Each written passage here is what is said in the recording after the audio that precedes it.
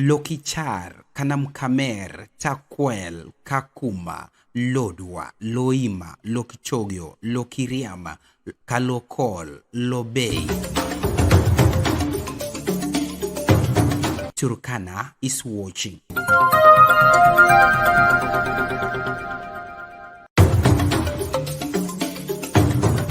Unatazama Sound Candid Talk. Toa sauti yako usikike.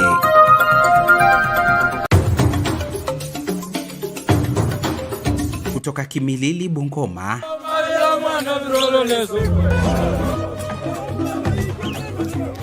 hadi Kiminini, Trans Nzoia. Hii ni Sound Candid Talk.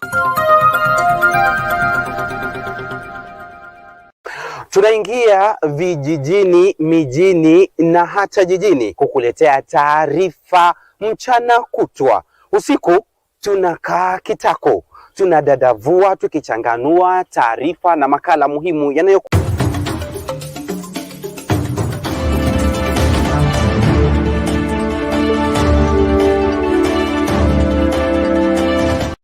also provides for the board of the authority qualifications for appointment for the chief executive officer and his functions. But this bill already was debated on the floor of the House.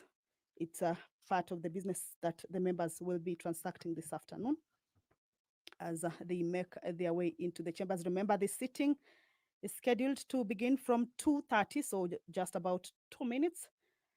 Once the speaker makes his way to the chamber, the prayer is said and the chair is taken, then the business will, without further delay, commence. There is also a special motion. This motion is with regards to consideration of a nominee for appointment as the Director General of the Competition Authority. This is a motion that is moved by the Chairperson, Joint Parliamentary Committee on Vetting of a nominee for appointment as the Director General of the Competition Authority. And with this regards, the committee approved the appointment of Mr. David Kibet Kemei as the Director General of the Competition Authority. And the committee will be seeking to have the House also approve the same. If you're just joining us, is that the House is about to commence its business for this afternoon sitting. And members are making their way into the chambers. Once the House commences, then we will be able to follow up on the businesses that are to be transacted this afternoon.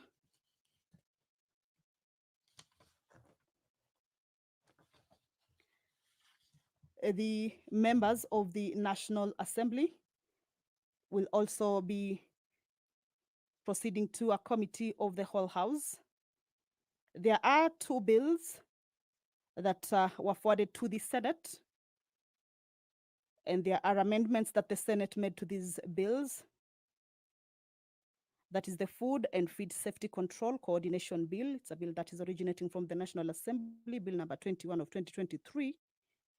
And it's a bill that is set to be considered at the Committee of the Whole House, of course, to consider the amendments that were made by the Senate, as well as the Statutory Instruments Amendments Bill, also originating from the National Assembly, but had been moved to the Senate for consideration. Remember, when a bill goes to the Senate, indicates that the bill concerns counties, and that the mandate of the Senate plays that role to look into the bill and propose any further amendments to the bill before it's brought back to the National Assembly for further consideration. Members of the National Assembly making their way into the chambers in their numbers.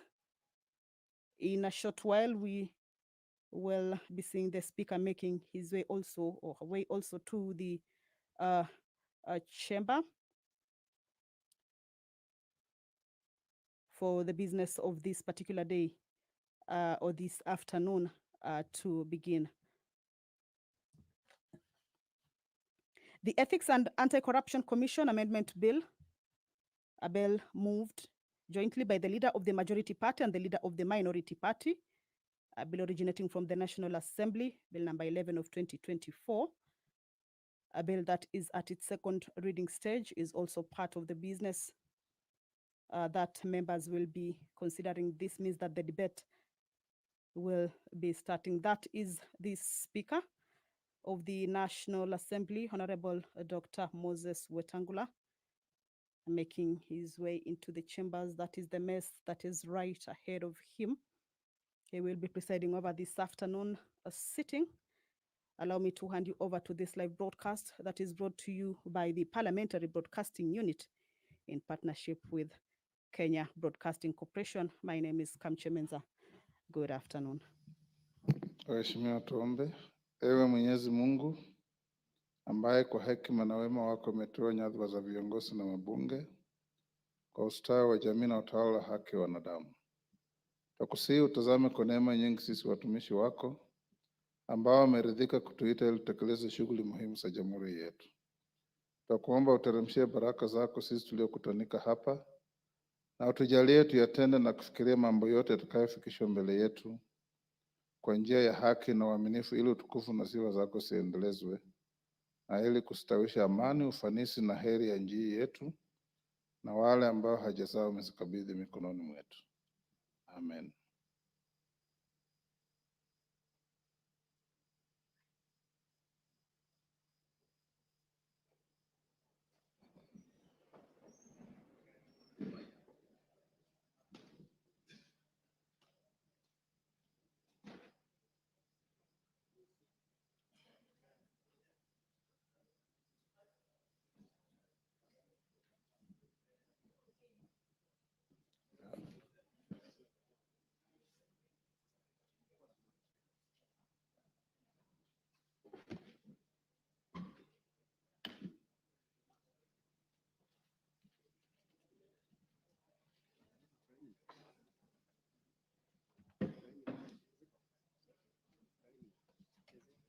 Clerk, we have quorum. Call out.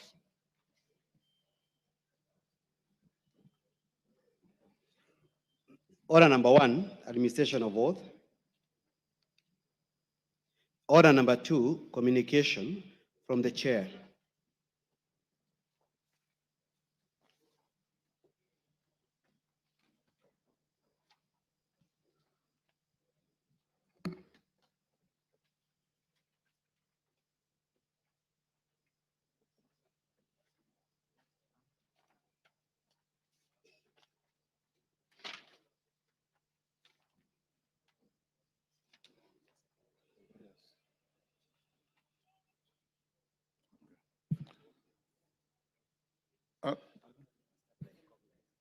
Honorable members, those on their feet, take your seats.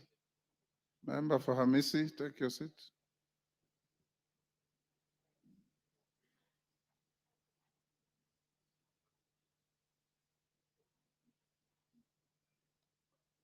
Take the nearest seats, honorable members.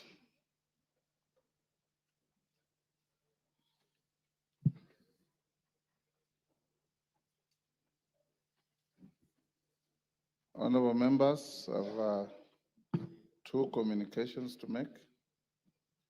One is a recognition of a delegation from the Senate of Nigeria. Honorable members, I wish to introduce to you a delegation from the Senate of Nigeria who are seated in the Speaker's row. The delegation comprises members of the Committee on Constitutional and Electoral Review and Committee on Women Affairs. They are Senator Patrick Ndubweze, MP, leader of the delegation, Senator Kau Sumaila, MP, the Honorable Miriam Odinaka, MP, the Honorable Tajuddin Karim, MP. Honorable members, the delegation is accompanied by 4 parliamentary staff and 1 official from United Nations UN Women who are seated in the Speaker's gallery. The delegation is in the country to benchmark on strategic interparliamentary relations and to share experiences pertaining to parliamentary practices and to gain deeper insights into legislative processes as well as gender-responsive legal reforms. Honorable members, on my behalf and that of the National Assembly, I welcome them to the Parliament of Kenya and wish them fruitful engagements during their stay in the country. I thank you.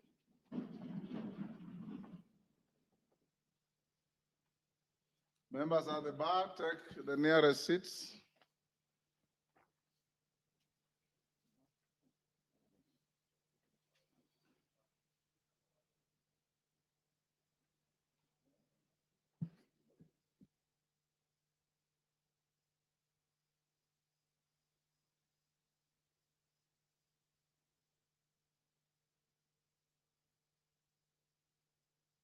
Members, let's go to the next order. I'll come back to communication in a little while. Call out the next order. Order number 3, messages. Order number 4, petitions. Order number 5, papers. Majority Leader.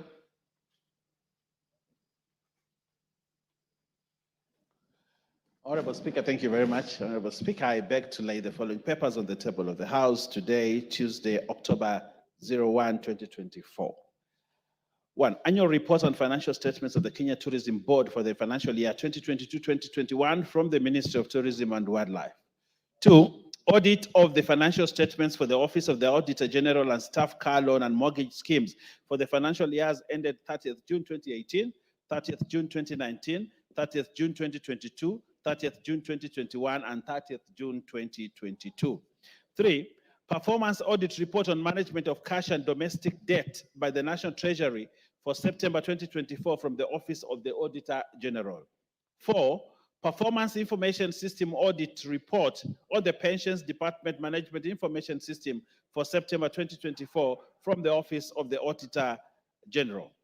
5. Reports of the Auditor General and financial statements for the year ended 30th June 2024 and the certificates therein respect of the following institutions: Central Bank of Kenya, Public Sector Accounting Standards Board, and Capital Markets Authority. 6. Reports of the Auditor General and financial statements of the National Government Fund, NGCDF, for Subukia constituency for the year ended 30th June 2023 and certificates therein. 7. Report to Parliament on all new loans contracted by Government of Kenya from 1st May 2023 to 31st August 2024 from the National Treasury and Economic Planning. And finally, Honorable Speaker, annual performance report for the Micro, Small and Medium Enterprises MSMEs Credit Guarantee Scheme for the period from 1st July 2023 to 30th June 2024 from the National Treasury and Economic Planning. I thank you, Honorable Speaker, and I beg to lay. Leader of Delegation, the Honorable Gladys J. Boss, MGH, Deputy Speaker. You have a paper to lay? Go ahead. Apologies, give me a minute. They're bringing it from my office. Okay. Next order.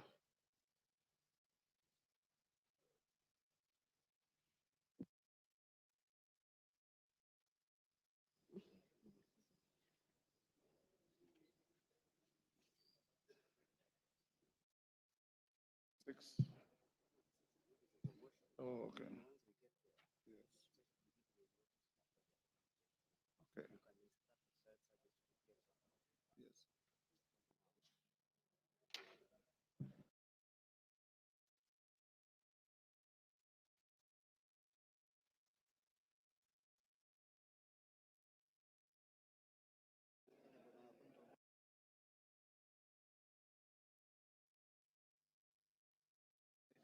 Yes. Yes. Honorable Shalay, how quickly is your paper coming?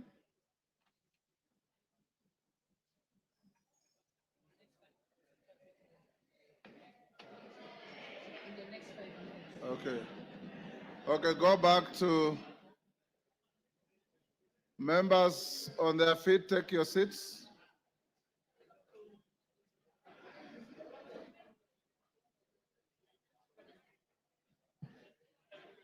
Take your seats.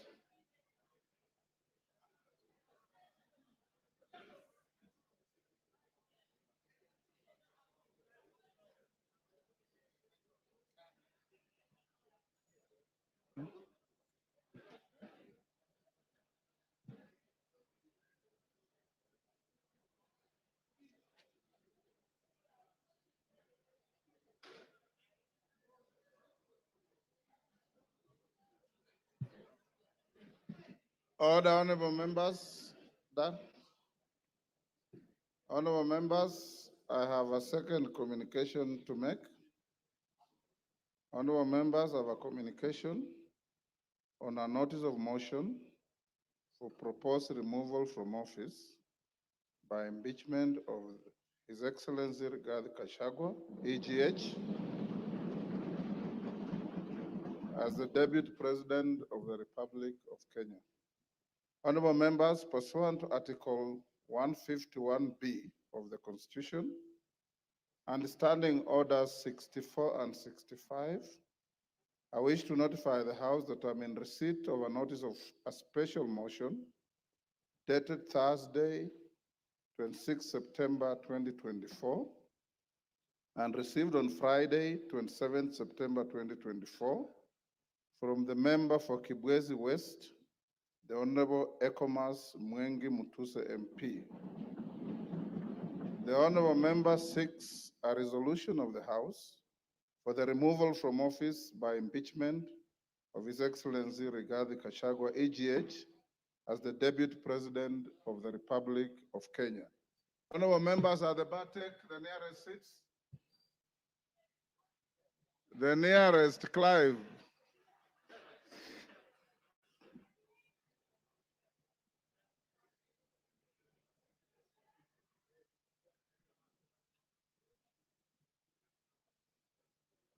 Yusuf, the nearest seat.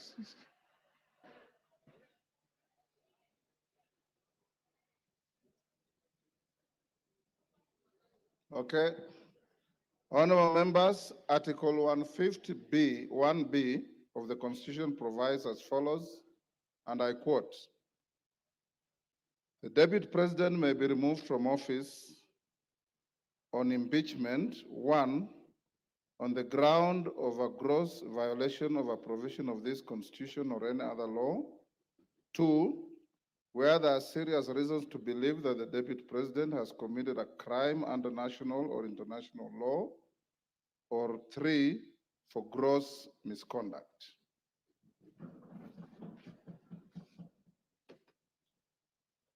Honorable members, the notice of the special motion by the member for Kibwezi West seeks a resolution of the House for the removal from office by impeachment of our Deputy President on the grounds specified under Article 151B of the Constitution and sets out the particulars in respect of each ground. Honorable members, the special motion before the House presents an unprecedented constitutional moment in our democracy. Without doubt, it summons this House to test for the first time under the 2010 Constitution the provisions of our Constitution relating to the removal from office by impeachment of the Deputy President. It will be recalled that during the term of the 6th Parliament, on 27th April 1989, the then member for Embakasi, the Honorable David Mwenje, successfully moved the House to pass a vote of no confidence in the then Vice President and Minister for Home Affairs, the Honorable Josephat Karanja. The motion received an affirmative resolution of the House. Honorable members, it's instructive to note that upon the promulgation of the new Constitution of Kenya in August 2010, the then office of the Vice President assumed a new clothing as the office of the Deputy President. This new clothing embedded in it a new manner of election, assumption of office, and removal from office of the second in command. Whereas the previous Constitution conferred upon the President the power to appoint and remove the Vice President, the Constitution of Kenya 2010 shifted the removal of the Deputy President to Parliament. This lays the ground for the notice of the special motion by the member for Kibwezi West. Honorable members, Standing Order 64.2 relating to removal by impeachment requires the Speaker to dispose of a special motion within 3 days of receipt of notice by a member. Standing Order 64.2 as read in the light of Articles 259, 5, and 6 of the Constitution gives the Speaker the deadline of today, Tuesday, 1st October 2024, to notify the House of receipt of the special motion and its admissibility or otherwise. Honorable members, having notified the House of the special motion, I'll now highlight the preliminary procedural and legal requirements relating to the processing a special motion for removal from office by impeachment of the Deputy President. Members at the bar, take the nearest seats.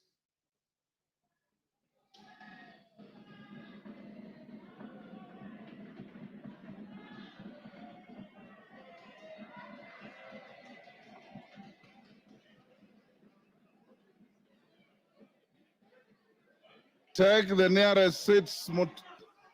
Honorable, take your nearest seats. Order. Order. Order. Wamumbi, take the nearest seat.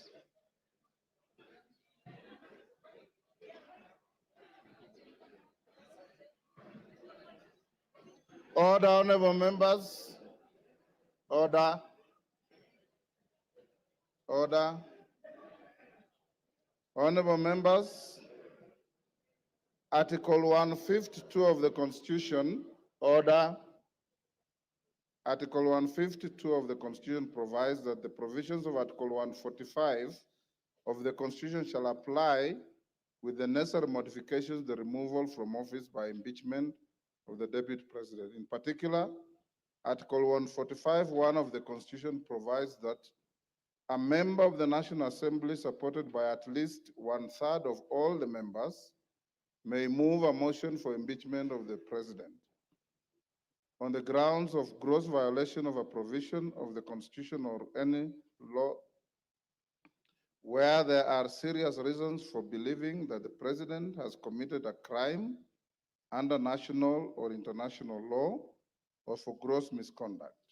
Procedurally, Standing Order 64(1) provides that before giving notice of a motion under Article 150 of the Constitution, a member shall deliver to the clerk a copy of the proposed motion in writing, stating the grounds and particulars in terms of Article 145(1) of the Constitution upon which the proposed motion is made, signed by the member and signed in support by at least 1/3 of all the members of the House.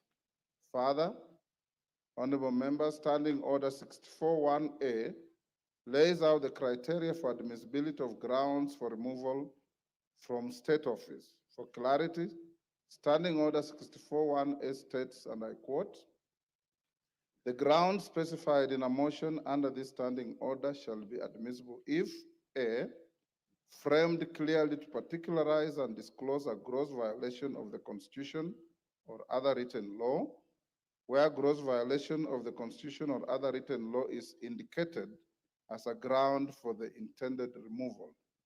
B, stating with precision the provisions of the Constitution or other written law that are alleged to have been grossly violated, where gross violation of the Constitution or other written law is indicated as a ground for the intended removal.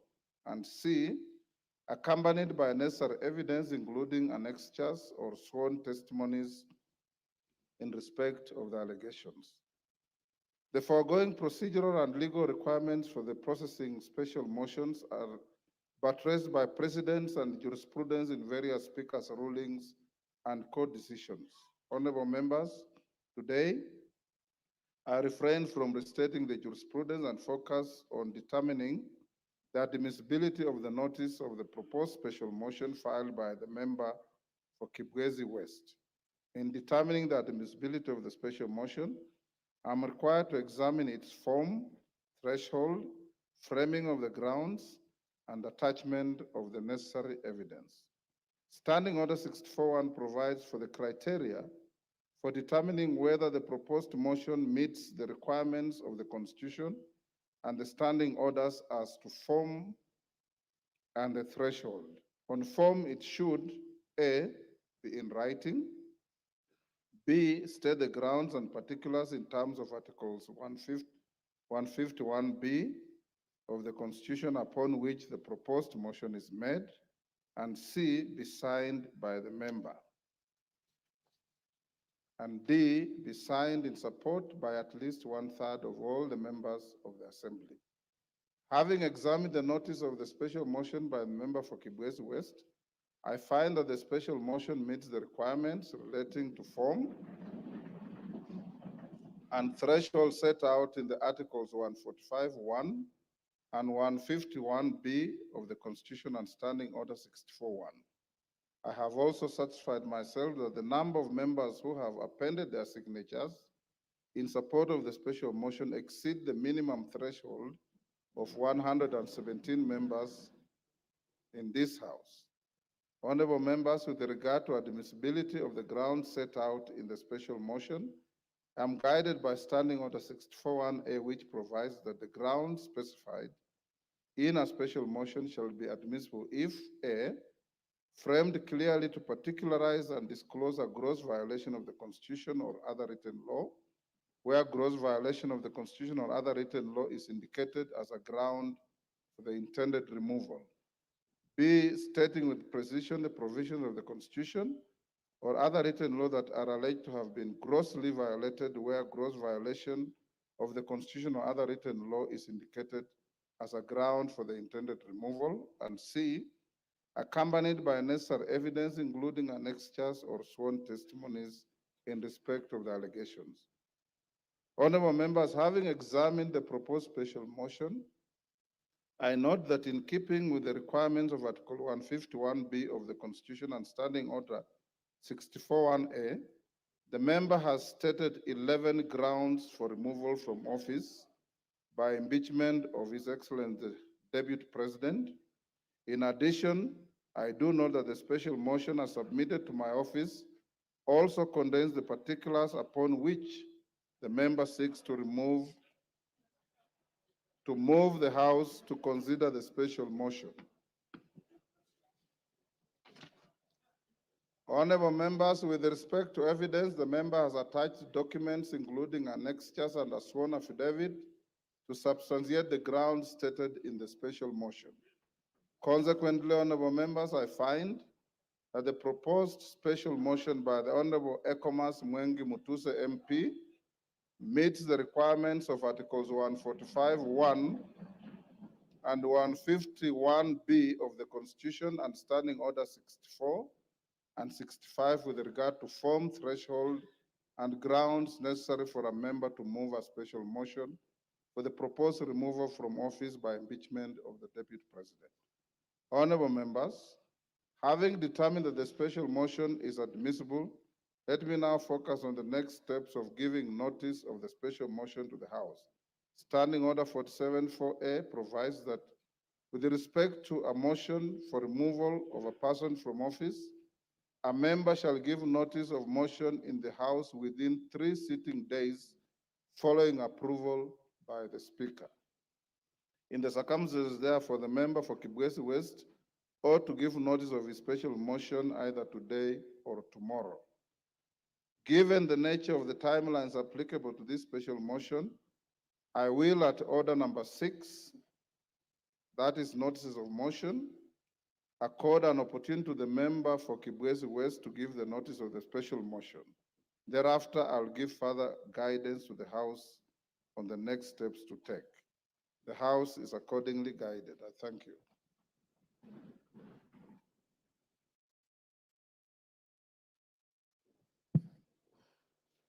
Honorable Gladys Boss, are you ready?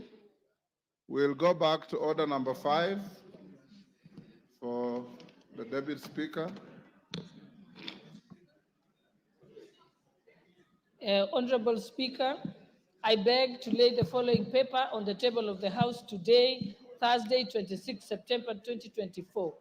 Report of the Kenyan delegation to the 64th session of the OACPS Parliamentary Assembly and the first session of Luanda, Angola from the 17th to the 21st of February 2024. Thank you, Honorable Speaker.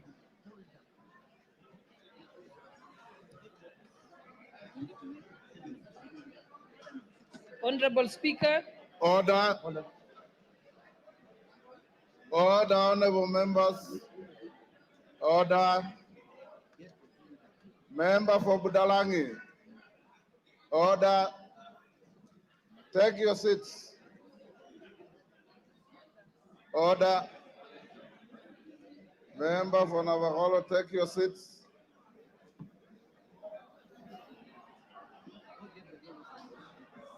Order, honorable members. Order.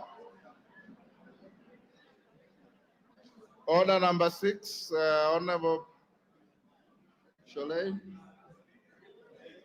Order number 6, notices of motion. Honorable Speaker, I beg to give notice of the following motion, that this House notes the report of the Kenyan delegation to the 64th session of the OACPS Parliamentary Assembly and the first session of the OACPS EU Joint Parliamentary Assembly held in Luanda, Angola from the 17th to the 21st of February 2024, laid on the table of this House on Thursday, 26 September 2024. Thank you, Honorable Speaker. The Honorable Mutuse.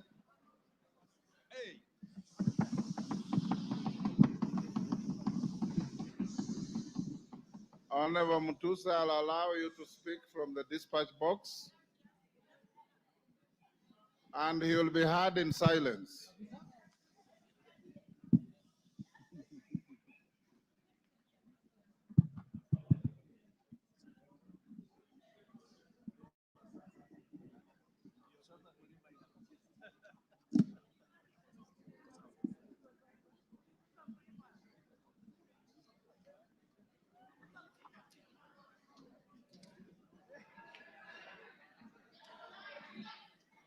Thank you. Thank you, Mr. Speaker, for the opportunity to move this motion from this table. Mr. Speaker, this is an historical moment, and therefore, with your permission and honorable members, Mr. Speaker, allow me to proceed to give notice of the following motion. Mr. Speaker, sir, honorable members, I beg to give notice of the following special motion as follows. Mr. Speaker, pursuant to the provisions of Article 150, Sub-Article 1B, and Sub-Article 2 of the same, read together with Article 145 of the Constitution of Kenya that we passed in 2010, and as read together with our standing orders number 64 and 65 of the standing orders of the National Assembly, the Assembly of the Republic of Kenya. This Honorable House resolves to remove from office, by way of impeachment, His Excellency Rigathi Gachagua, EGH, the current Deputy President of the Republic of Kenya. Mr. Speaker, sir, and honorable members, this special motion was lodged with the Clerk of the National Assembly on the 27th September 2024 and contains 11 grounds for impeachment. Mr. Speaker, in compliance with the law, as stated earlier, the grounds are concise, precise, are particularized in the motion, and this is a motion, and are supported by cogent, convincing, persuasive, evidentiary material in the nature of documents, affidavits, and electronic evidence. Mr. Speaker, I will also be presenting live witnesses, viva voce evidence, who will testify to corroborate the evidence that we have adduced in support of the grounds of impeachment. Mr. Speaker, honorable members, in the interest of the time allocated, I am not able to go clause by clause, sentence by sentence, paragraph by paragraph, because as you notice, the grounds themselves constitute about 42 pages, and with the rest of the material, we have about nearly 100 pages. And therefore, Mr. Speaker, with your guidance, allow me to summarize the 11 grounds as follows. Generally, Mr. Speaker, as members will realize, the particulars of these grounds are that His Excellency Rigathi Gachagua, has engaged himself in acts of omission and commission that constitute offenses under our Constitution, offenses under international law, and offenses under our own statutes.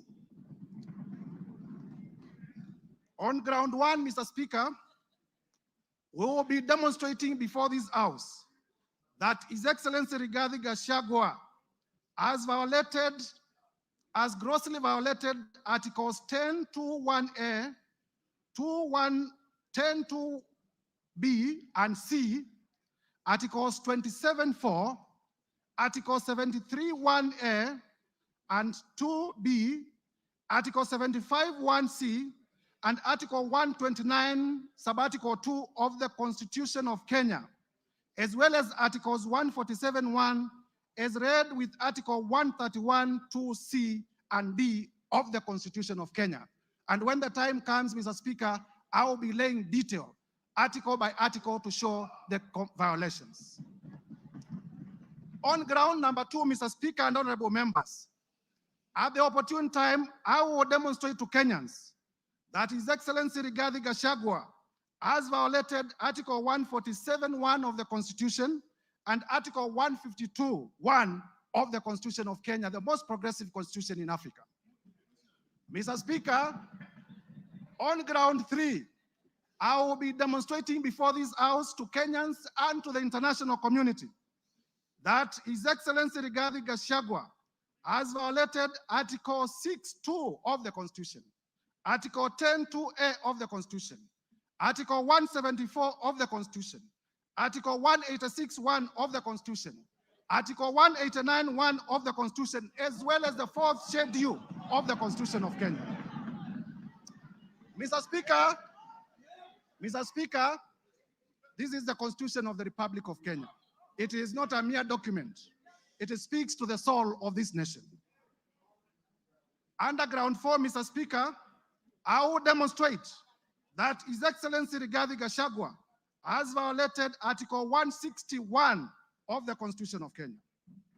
I will further demonstrate under ground 5 that His Excellency Rigathi Gachagua, the Deputy President, the current Deputy President of the Republic of Kenya, has grossly violated Article 3(1) as read together with Article 148(5)(a) of the Constitution.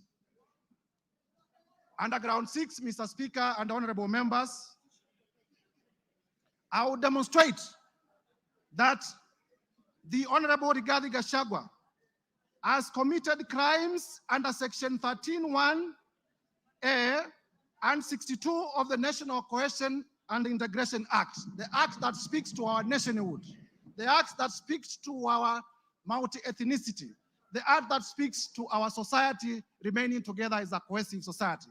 And I will demonstrate with videos, I will demonstrate with affidavits, I will demonstrate with documents that the man holding the office of the Deputy President has violated the same law that he swore to protect in his own oath of office. Under ground 7, Mr. Speaker, I will demonstrate before this House that His Excellency Rigathi Gachagua has committed crimes under Sections 45(1), Section 46, Section 47(a)(3), Section 48(1) of the Anti-Corruption and Economic Crimes Act. Anti-Corruption, Mr. Speaker, honorable members, Anti-Corruption and Economic Crimes Act, by using his office to unjustly enrich himself, by using his office to acquire within 2 months properties well beyond 55.2 billion. And Mr. Speaker, I will demonstrate before this House that during the presidential debate, if I may be listened to, Mr. Speaker, that during the presidential debate, His Excellency Rigathi Gachagua did declare that he was worth 800 million.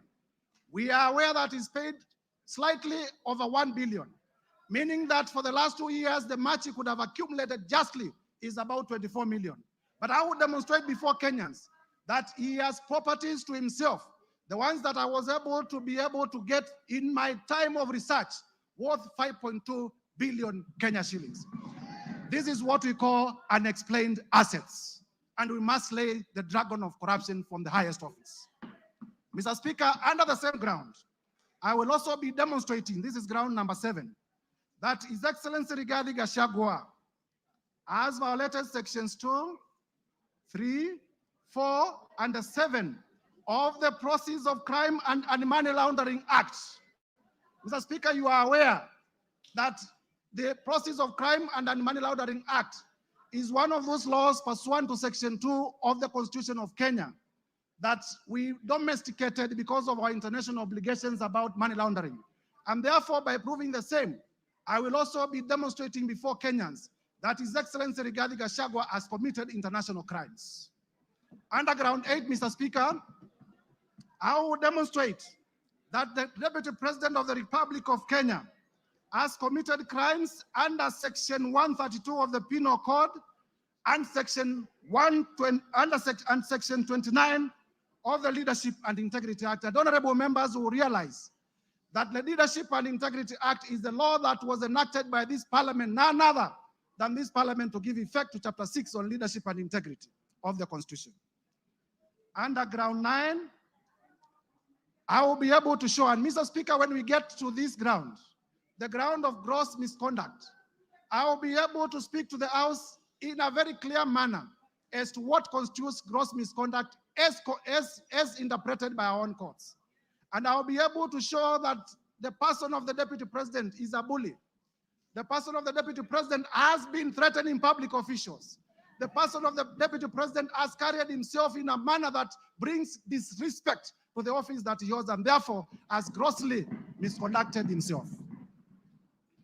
Under ground 10, Mr. Speaker, I will also specifically demonstrate that the person of the Deputy President has committed the offense of gross misconduct in the manner of insubordination, insubordinating the presidency and the Kenyan state.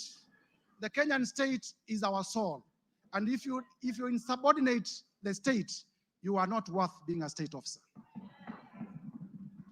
Lastly, Mr. Speaker, under ground 11, with your permission, when the time comes, I will also demonstrate, honorable members, if we may be listened to, I will also demonstrate that specifically the Honorable Rigathi Gachagua has committed crimes of gross misconduct, as I had earlier alluded to, in terms of bullying and threatening public officers.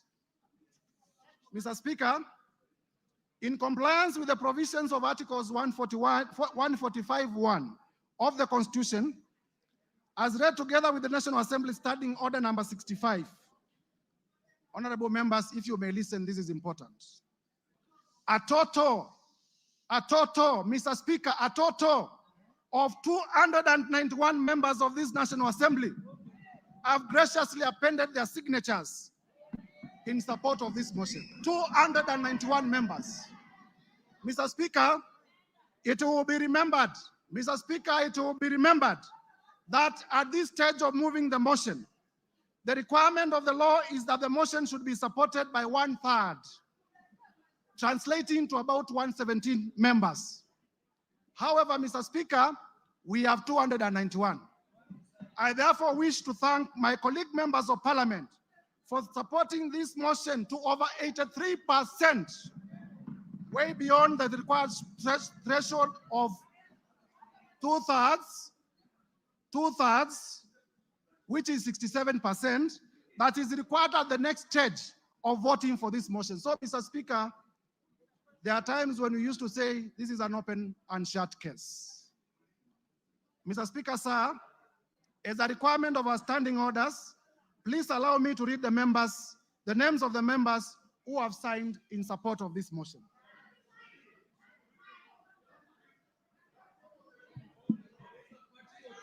Order. Mr. Speaker, Go ahead. Mr. Speaker, for purposes of completeness of the record, the standing orders require that the mover of the motion does read all the names of the members who are in support of the motion for openness. And I therefore read the name of the patriots, borrowing from Senior Peter Kaluma. Mr. Speaker, I began with myself. The Honorable Ekomas Mwengi Mutuse, yours truly. the Honorable Owen Yabaya, the Honorable Japheth Nyakundi, Matthias Robi, Kimani Ishungwa, member for Kikuyu and Majority Leader, Abdul Rahim Daoud, Patrick Munene Dwiga, Eric Wamombi, the member for Madeira, George Kariuki, Kili Daniel Carido, Dorothy Mudhoni Ikiara, Wangi Kiunjuri, Boro Ambore, Elizabeth Kairemia, Edwin Mugo Gishoke, Rindikiri Mugambi, Jane Kagiri, Ann Murada, John Paul Murigi, Gikaria David, John Kirago, Mary Mainge, Alice Nganga, Wambugo Wainaina, Mashua Waidaka, Korea Kimani, George Kitonga Murugara, Simon Nganga Kingara, John Kiaria Wainaina, Shadrach Mwiti, Honorable Joseph Wainaina, nominated. Betty Maina, Geoffrey Kiringa Waroko, Roko, Gigi Kagombe, Julius Taitumu, Duncan Maina Madenge, Penya Dhoko, John Juguna Wanjiko, John Kanyuithia Mutunga, Honorable Junet Mohamed, the leader of minority, Honorable Mohamed Abdikadir, Honorable Yakub Ado, Honorable Richard Ken Chonga, Honorable Ali Wario, Honorable Ruwaida Obo, Honorable Hamisi Chome Abdi, Abdikadir Mohamed, Zamzam Mohamed, Rashid Benzimba, Said Buya, Peter Shake, Peter Masara, Mishi Juma Mboko, Joyce Osogo Bensuda, Fatuma Masito, Mohamed Machele, Aduma Owor, Jerusha Momani, Honorable Dr. Professor Gogo Lilian, Millie Odhiambo, the one and only, Honorable Irene Mayaka, my sister, Honorable Dick Maungu, Honorable Joshua Oron, Honorable Walter Owino, Honorable Patrick Osero, Honorable Molfason Barongo, Mark Ogola Nyamita, Tom Ondege, Gisairo Ombane, Oku Kaunya, Rosa Mbuyu, Charles Were, Fatuma Mohamed, Paul Abuor, Badu Twalib, Dr. Charles Ochieng, Caleb Amisi Luyai, Elisha Odhiambo, Farah Alim, Elijah Memusi Kanchori, Kakuta Maimai Hamisi, Aden Daud Mohamed, Honorable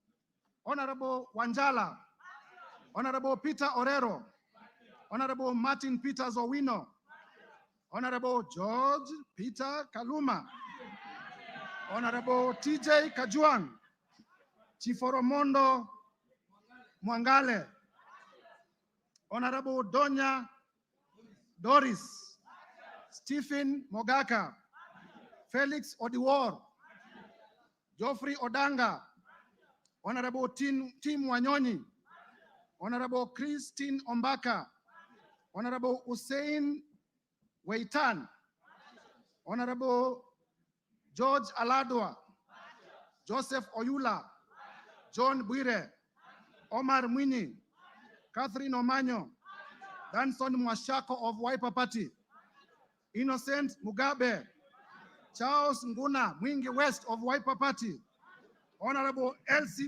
Muhanda,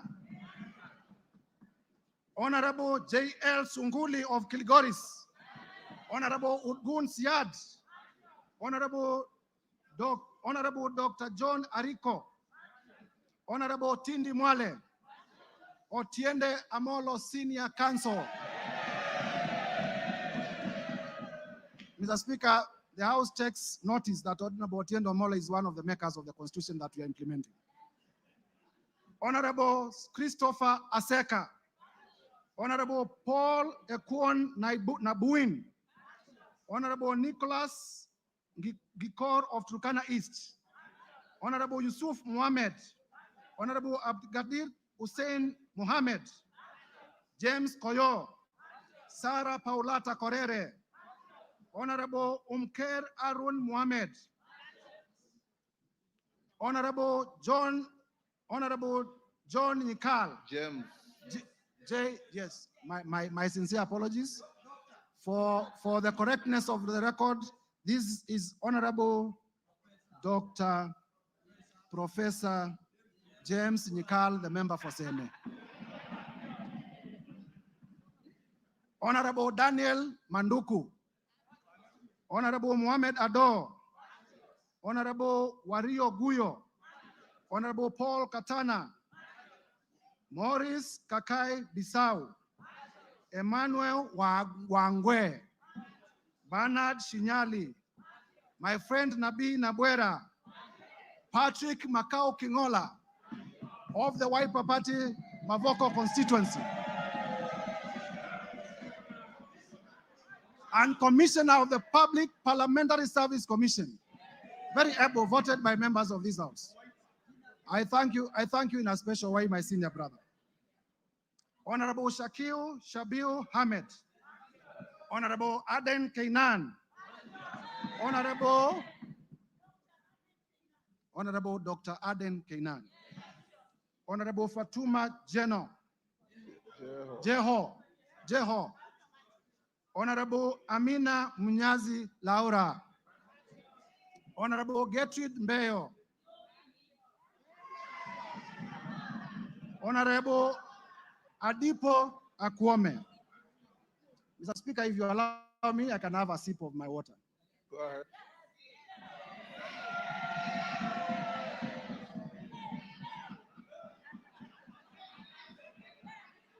Number 134.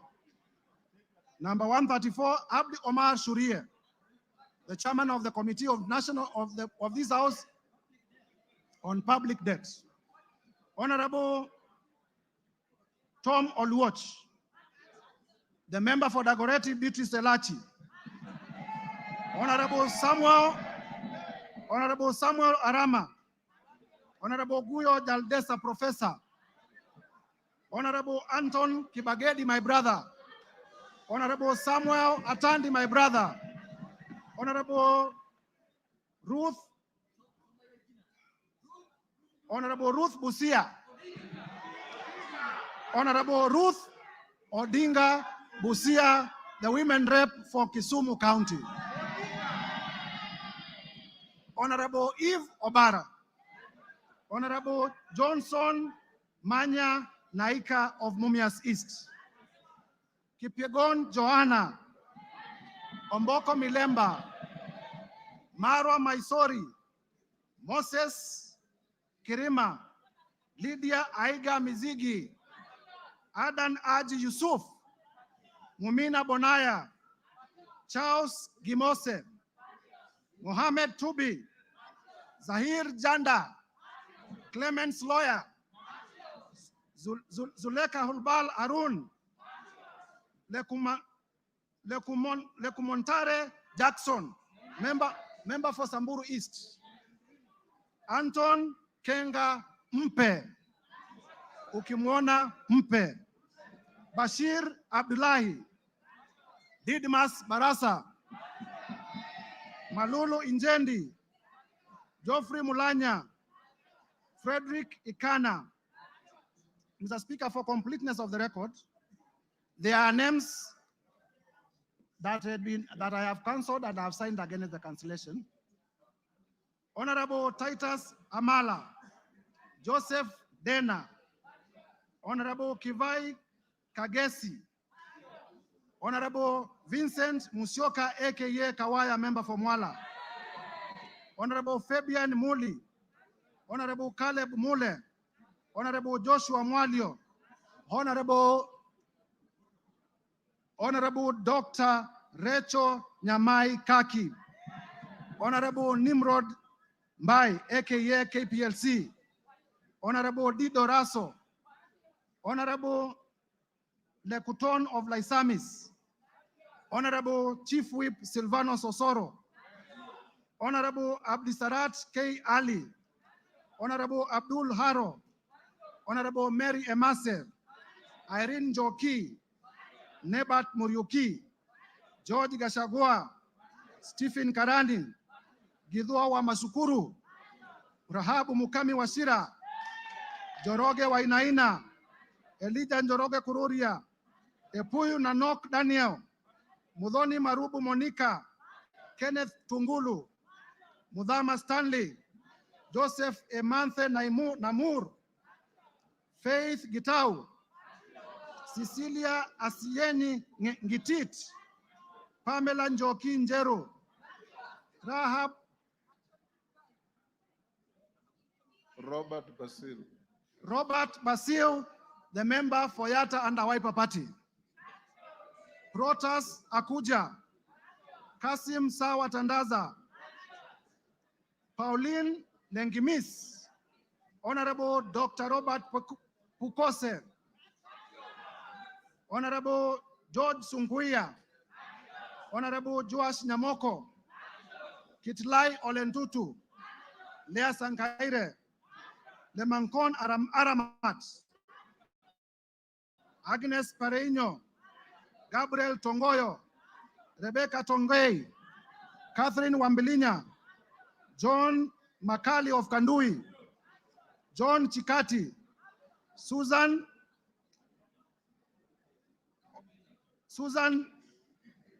of Tharaka Nithi, the women rep for Tharaka Nithi County, Mburu Kahangara, Geoffrey Wandeto, Ronald Karauri, Jackson Koech,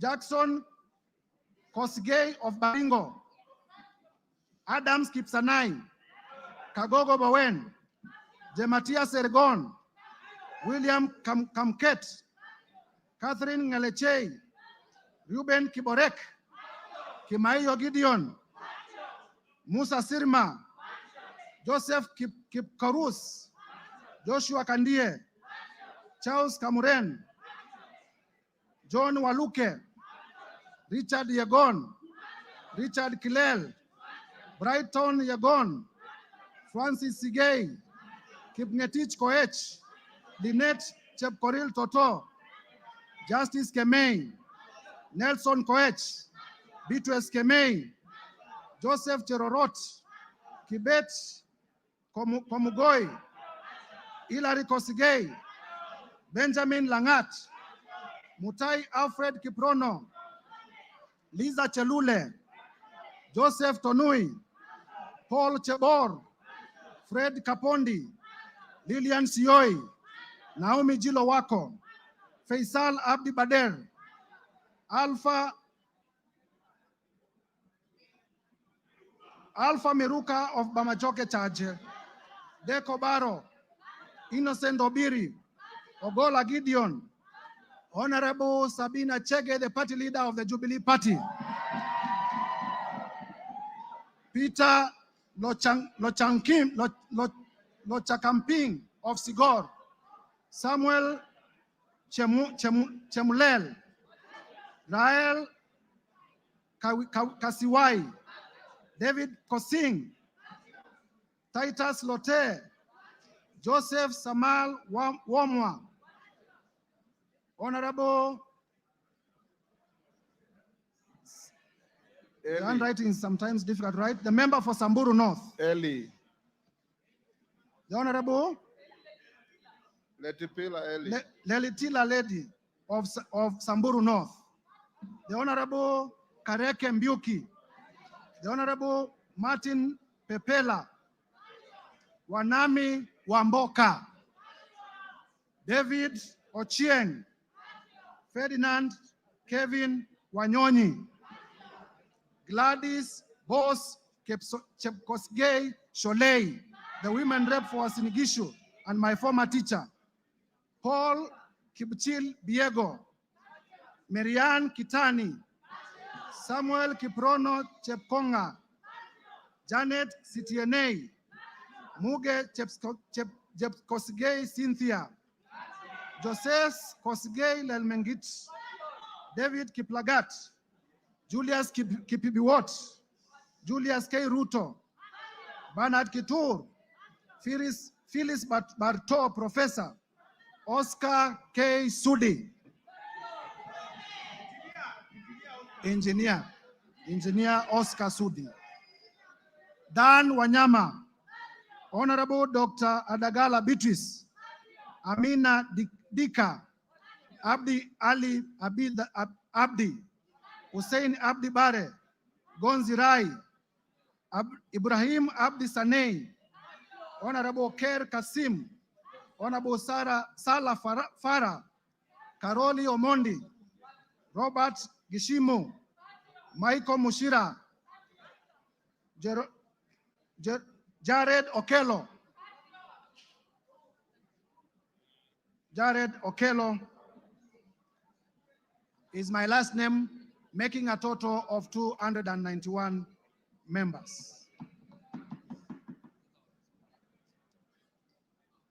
Mr. Speaker. Yes, wind up. Honorable members, as we wind up, as I alluded earlier, I presented to the Clerk of the National Assembly, and this afternoon, I'm laying on the table of the House the following documents.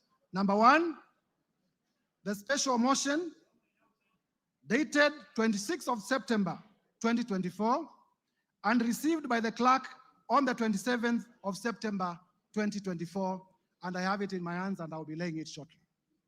Number two, with this special motion, Mr. Speaker, I am also laying before the table of the House the list of 291 members of the National Assembly who signed in support of the motion. Mr. Speaker, number three, I will also be laying the bundle of evidence in support of the grounds in the motion. And number four, I will be laying the list of witnesses all contained in this bundle. Mr. Speaker, Kenyans will be shocked. Indeed, Kenyans will be very shocked when we finally unravel and demonstrate the grounds and the supporting evidence.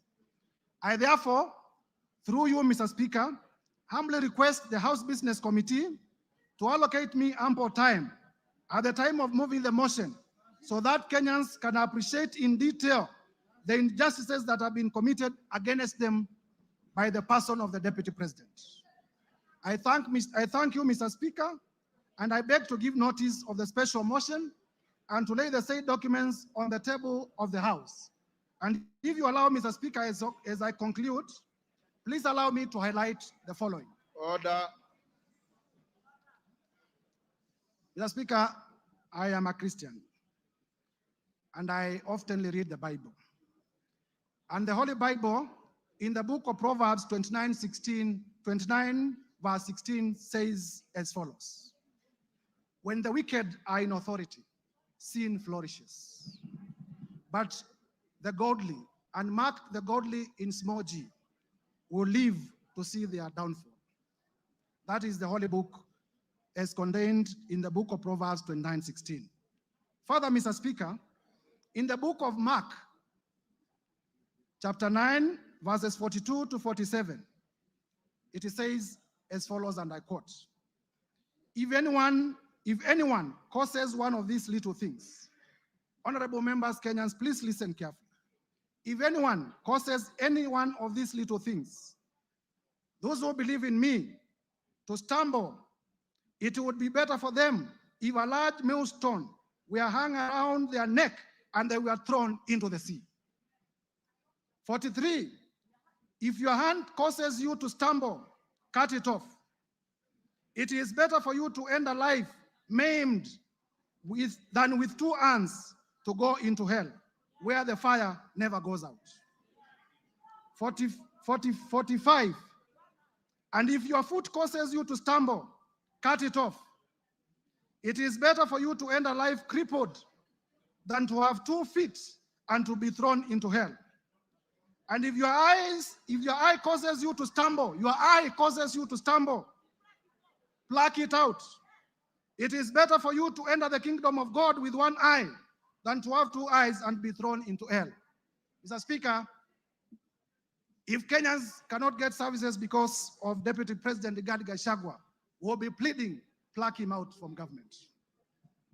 Mr. Speaker, honorable members, it is my belief that these 2 quoted verses are also true to the Quran and to other holy books. Turning now to our own jurisprudence. Honorable members, because many of us are political practitioners, even those who are not lawyers, would remember that in nullifying... Order, Mtuse, you are giving an motion, you are not debating the motion. Yes, I'm finishing. Yes. I'm finishing. In nullifying the 2017 presidential elections, His Lordship, the Chief Justice Emeritus, the Honorable David Maraga, pronounced himself in the following words: "The greatness of any nation lies in its fidelity to the Constitution and adherence to the rule of law, and above all, respect to God." And Mr. Speaker, it is this persuasion, Mr. Speaker, that has made me to bring this motion of impeachment against the person of the Deputy President, His Excellency Rigathi Gachagua.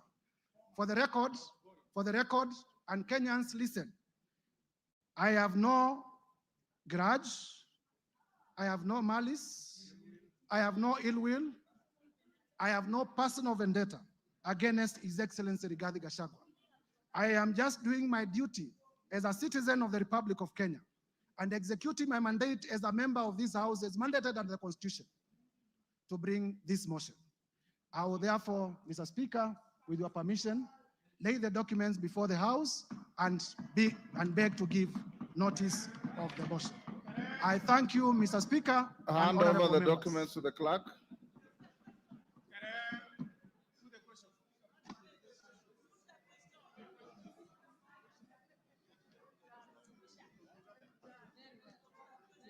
Yes, Ruku, what is it? Order, members. Ruku, what is it? Honorable Speaker. In relation to the motion? Yes. What is it? Honorable Speaker, I rise to seek your clarification on the special motion for the removal of the Deputy President. Honorable Speaker, as you are aware, 4 seats in the House are vacant following the resignation of the Honorable Obio Wadai and Honorable John Badi upon being appointed as Cabinet Secretaries. Further, as you are aware, the seat of Magarini constituency was declared vacant following a successful election petition. The Banisa constituency seat was also declared vacant following the unfortunate demise of our colleague. In this regard, we are now 345 members in this House and not 349 members. Honorable Speaker, in this right, what the threshold shall you use to determine whether the special motion, what is the threshold, Mr. Speaker, shall you use to determine whether the special motion meets the constitutional threshold?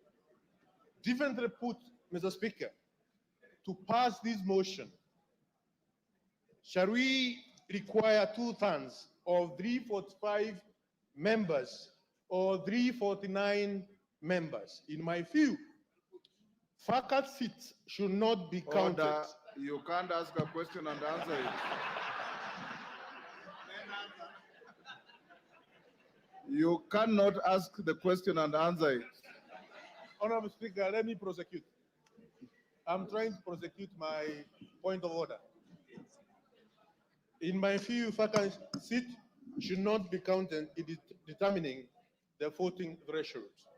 Further, I wish to seek your clarification on whether our proceedings are varied in the right of the 4 vacant seats. Thank you, Honorable Speaker. Thank you. You've made your points. Bashir?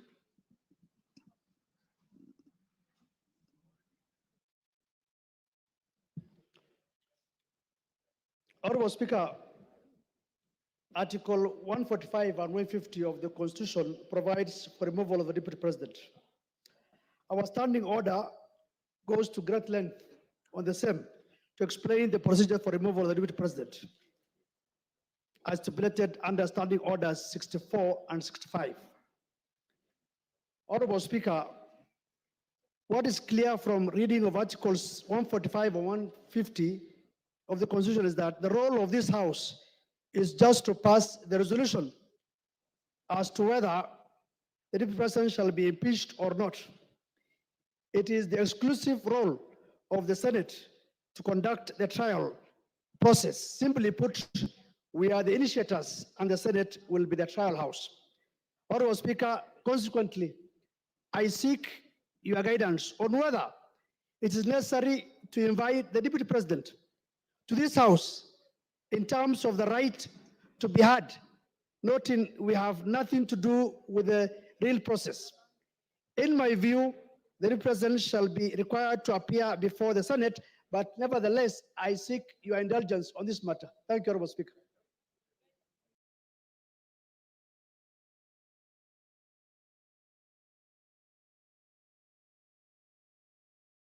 Honorable members,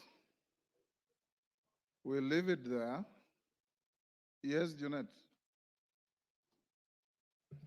Mr. Speaker, I don't intend to anticipate the debate. I will not allow you to. Yeah, because this is just a notice of motion. But Mr. Speaker, there are matters that surround the notice of the motion that needs your guidance and action, Mr. Speaker, because, Mr. Speaker, this is a very momentous issue. Because, as you are aware, when this country gave itself the new constitution, Mr. Speaker, Kenyans were very happy. And this is one of the moments in this House, Mr. Speaker, when we are going to exercise Article 150, which has not happened before. So, Mr. Speaker, this is a very, very important matter for this nation, Mr. Speaker, that is being exercised through this House. But having said, Mr. Speaker, as you're aware, there are members from our side and members from the other side who have signed to this petition, to this motion, Mr. Speaker. And Mr. Speaker, I wanted to get your assurance as the boss of this House, as the leader of this House, as the Speaker of this House, Mr. Speaker, that the 291 members of Parliament who have signed to this motion, Mr. Speaker, their safety and security will be guaranteed, Mr. Speaker. Because the motion does not end at the tabling, at the notice of motion today. It will go through a process. It will be formally again moved. Members will debate and members will vote on it. Mr. Speaker, we want those 291 members of Parliament to turn up here the day of voting, Mr. Speaker, without missing any one of them, Mr. Speaker. Mr. Speaker, we have just passed the new Inspector General of Police the other day here, Mr. Kanja. From, not really, he must take responsibility as the Inspector General of Police, Mr. Speaker, to guarantee the safety, as the Inspector General of the country, Mr. Speaker, to guarantee the safety and the security of the 291 members of the... Mr. Speaker, you know this thing. What we are doing is not a small thing, Mr. Speaker. When Trump was being removed, was being impeached in the United States, Mr. Speaker, you know what he attempted to do. And what can happen here, you know, Mr. Speaker. And let us not fight, let us not begrudge anyone, because what the House is doing is constitutional, because the House is just exercising its mandate. It's not doing anything outside the Constitution. There is nothing unconstitutional that's happening in this House, Mr. Speaker. You can impeach a cabinet secretary, you can impeach a deputy president, you can impeach the president if you wish so. So, Mr. Speaker, this is an exercise that is given to us by the Constitution. So, Mr. Speaker, you've made your point. I have made my point, but I conclude by saying this, Mr. Speaker, that, Mr. Speaker, when we were elected, Mr. Speaker, as members of parliament, we became the staff of the Parliamentary Service Commission. Each member here, Mr. Speaker, their employer, they are employees of the Parliamentary Service Commission, which you are the chairman, Mr. Speaker. So, Mr. Speaker, I have spoken on behalf of the members because when they were signing, that is what they told me, Mr. Speaker, as the minority leader. They told me, we are in support of this thing, we are really ready to move, but we want things done legally and procedurally and within the Constitution, inside Parliament and outside Parliament. Thank you, Mr. Speaker. Thank you. I don't want to open debate. Yes, Whip, what's your point of order? Honorable Speaker, I also seek your guidance and indulgence on the notice of motion that has just been tabled here today, because we all agree that post-2010 Constitution, this is unprecedented. In as much as it happened years back, this is very new, post-2010 Constitution, and we will need a bit of some guidance. Ordinarily, Honorable Speaker, any motion that is brought before this House and that is of public interest goes through the entire process, including public participation, Honorable Speaker. I need to seek your guidance and indulgence on the place for public participation as far as this notice of motion is concerned. Because looking at the jurisprudence that has been made by the courts and the lower legislative arm, which is the county assemblies, on the impeachments of the governors and deputy governors, Honorable Speaker, you'll realize and notice that many impeached governors or their deputies challenge their impeachment based on the process of public participation, Honorable Speaker. This is unprecedented, and of course it's my view that to replicate the same, to what happens on the impeachment of governors and deputy governors, and they invoke the element of public participation across the country. You've made your point. Thank you, sir. Yes, Majority Leader. Before you, Majority Leader, Farah has been raising his hand. I'll give you 1 minute, Farah. Mr. Speaker, I also join the other colleagues in this, but I have just one very important, most important in this country to raise. Not only do we have to protect the lives of 291 members of parliament who have appended their signature there, we must also protect the system. The IG must protect our president to the hilt. Because you know the kind of a constitution we have. Any reckless thug can decide to change the course of history if, God forbid, anything were to happen to our president. You get my point? And there are people who we have been so worried lately. I get the feeling that they can even have the capacity to plan something like that. Let us make sure this information goes out. Our president must be protected to the hilt until this motion is over. Because if, God forbid, anything were to happen, then we have something much bigger to worry about. Thank you. And those guys are... You're the last on that. Thank you, Honorable Speaker. My Honorable Speaker, if you will indulge me, I'll add something on security. But before that is on Standing Order 85, Honorable Speaker. 85-2, which Honorable Speaker would beg, even as you guide members, that members listen, that it shall be out of order to anticipate the debate of a motion of which notice has been given by discussion upon a substantive motion or amendment and all that is said in the standing orders, Honorable Speaker. And I say this, Honorable Speaker, because I know we are in an open and transparent society, and many of us will be invited to media stations to discuss this impeachment motion which notice has been given today. Just to caution members that it will be completely out of order to discuss the substance of the motion in media stations before debate, as is contained in our standing orders. So when we're invited to media stations, maybe we be guarded in what we discuss, so that we do not go into the substance of the motion until we are done with debate. After debate, Honorable Speaker, we are all at liberty to discuss, and that includes, Honorable Speaker, both those who have appended their signatures, like myself, and the other few who have not appended their signatures, Honorable Speaker, the 58 members who have not appended their signatures. Honorable Speaker, just to add on to what the Honorable Farah and Honorable Junet have said, Honorable Speaker, the security of members of parliament is paramount. Honorable Speaker, I say that looking at you because you know on the 25th of June this year, Honorable Speaker, none other than yourself, you were a target, and you know that. And not a target for harm, but a target for elimination based on the position you hold as Speaker and the ranking order should anything happen to the President or the Deputy President, Honorable Speaker. Honorable Speaker, I want to beg that you take with a little more weight the issues raised by Honorable Junet and Honorable Farah Maalim, because, Honorable Speaker, we have seen it on social media. We have been told by certain quarters that before March of 2025, they say bendera itapepea mlingoti nusu. Honorable Speaker, these are weighty issues.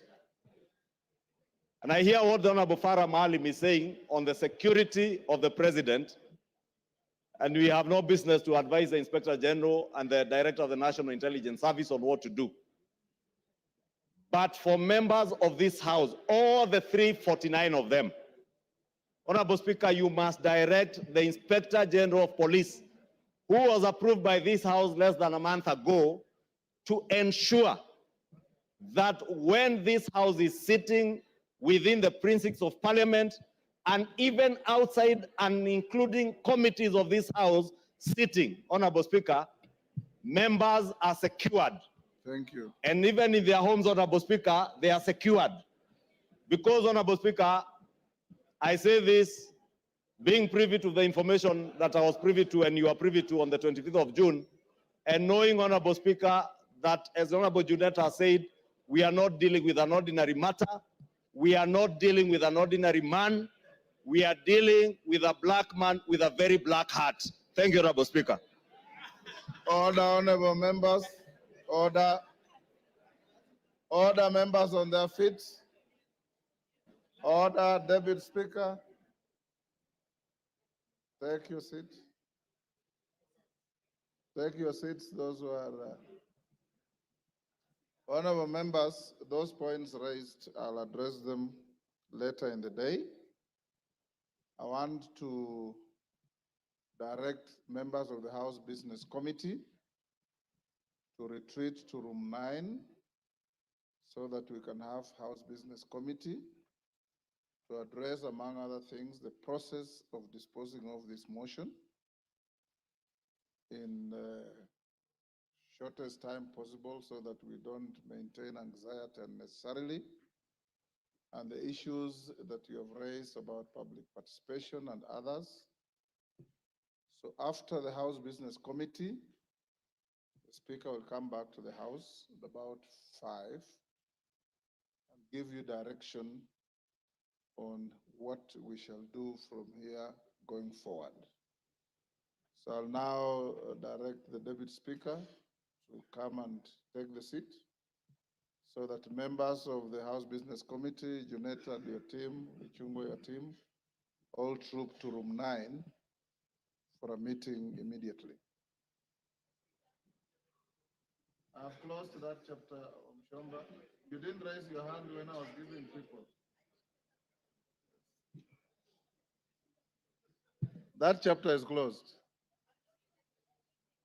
I'm sorry I didn't see you. Yes. Pardon?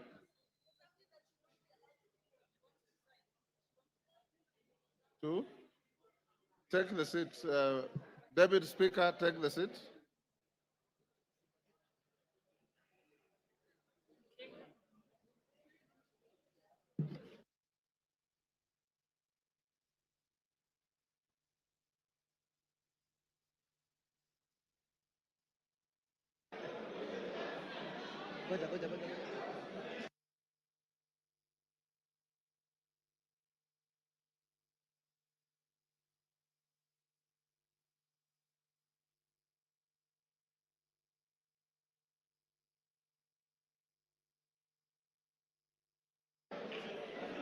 Next order. Order number 7, questions and statements.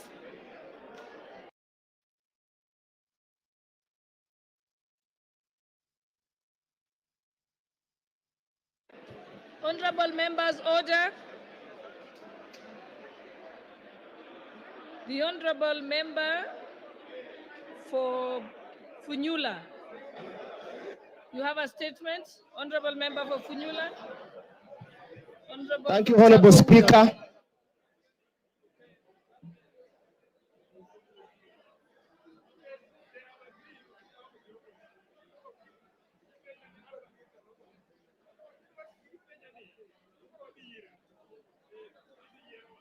Honorable Speaker,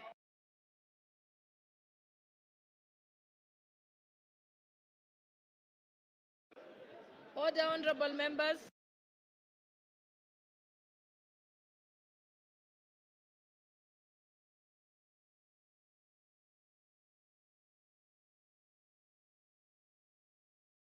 Order, honorable members. Order, honorable members.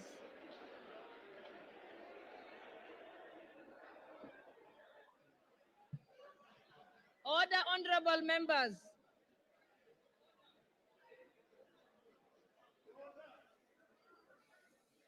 Order, honorable members.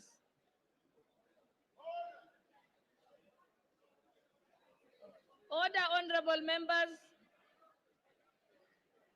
Okay, I think we can proceed. Honorable member for Funyula, why don't let's allow Dr. Pukose to make his statement, then you go next. Honorable Pukose, Chairperson of the Health Committee. Honorable members, please. Thank you, Madam Speaker. Thank you, Madam Speaker.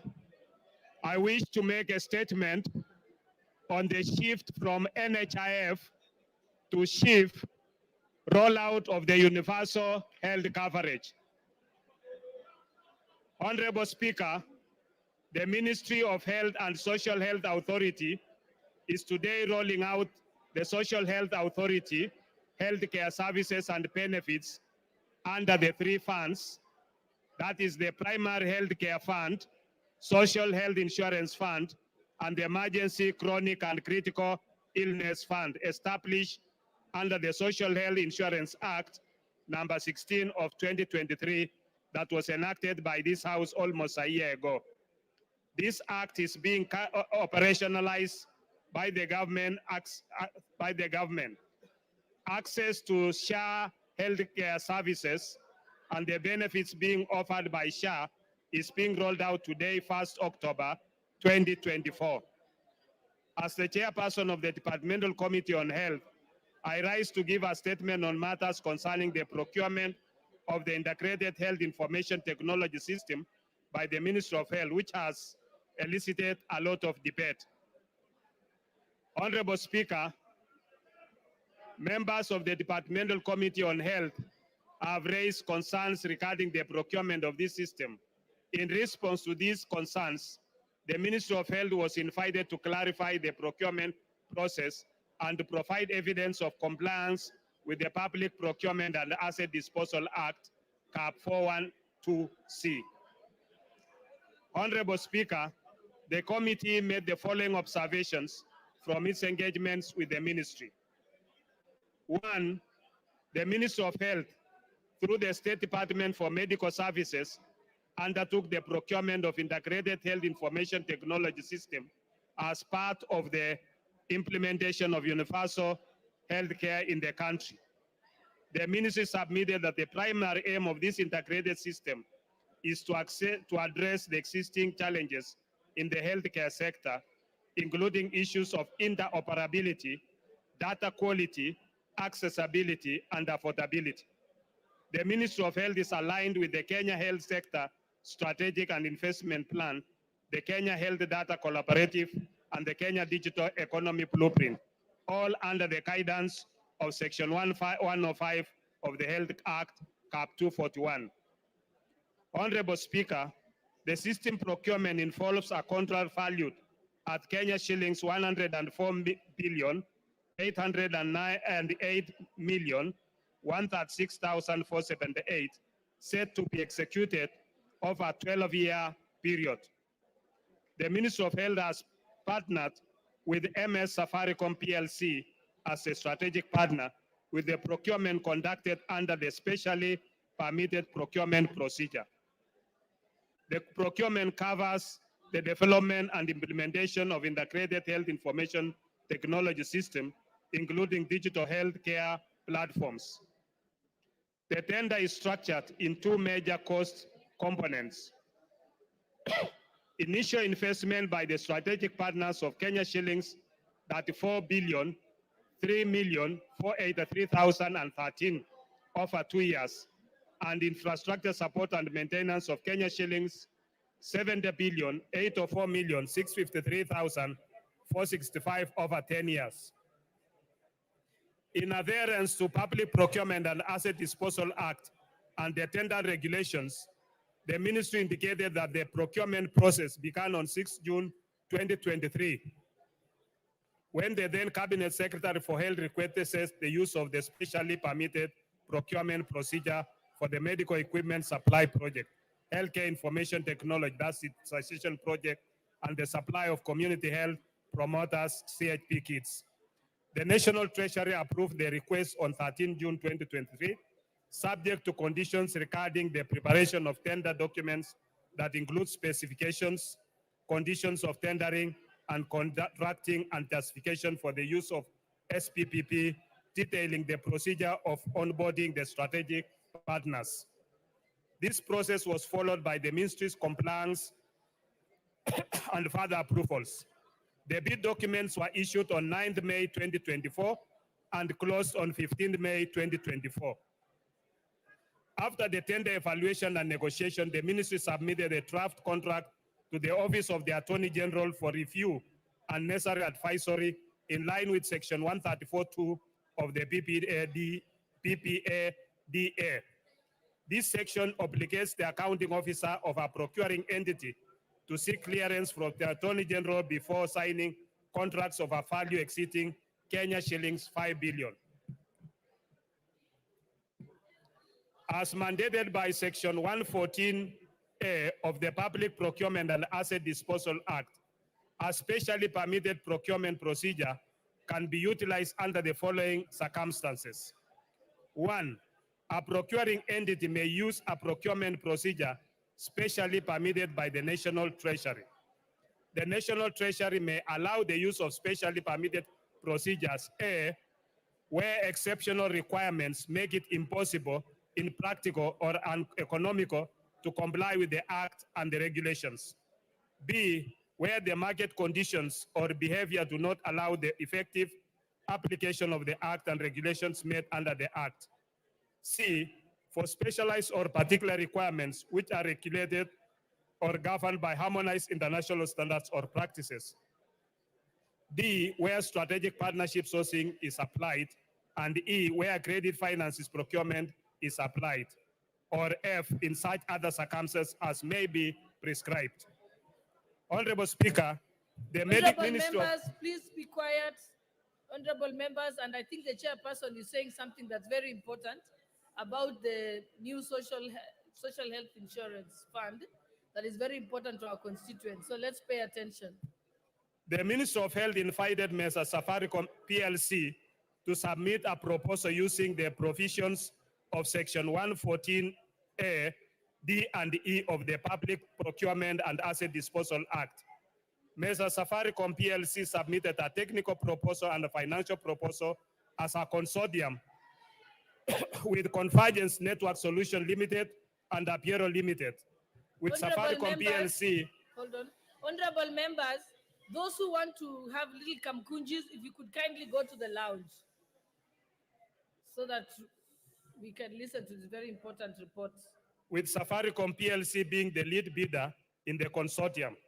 Safaricom PLC roles in the consortium involves overseeing the entire project, ensuring that all consortium partners adhere to the contract's terms and deliver their respective components as per the agreed scope.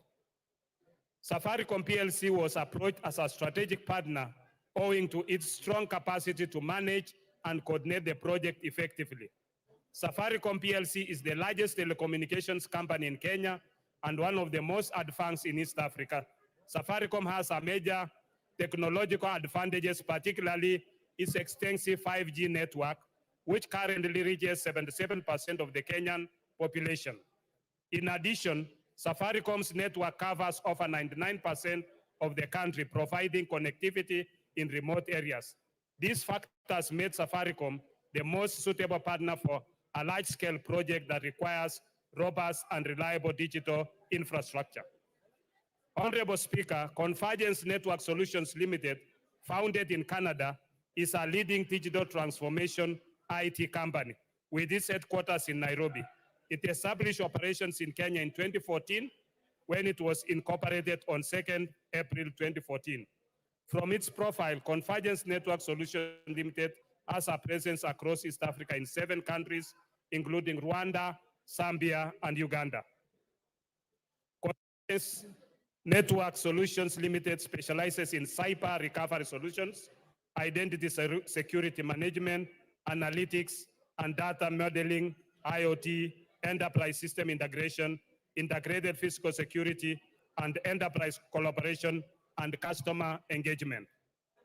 Apiero Limited, on the other hand, is a private company limited by shares and which has incorporated in Abu Dhabi global market on 11 July 2023, with its business activities being computer programming activities, treasury financial systems and applications development, call centers activities, regulation of the activities of providing healthcare, education, cultural services, and other social services, excluding social security, market research, and public opinion polling, computer consultancy, and computer facilities management activities, data processing, hosting, and related activities.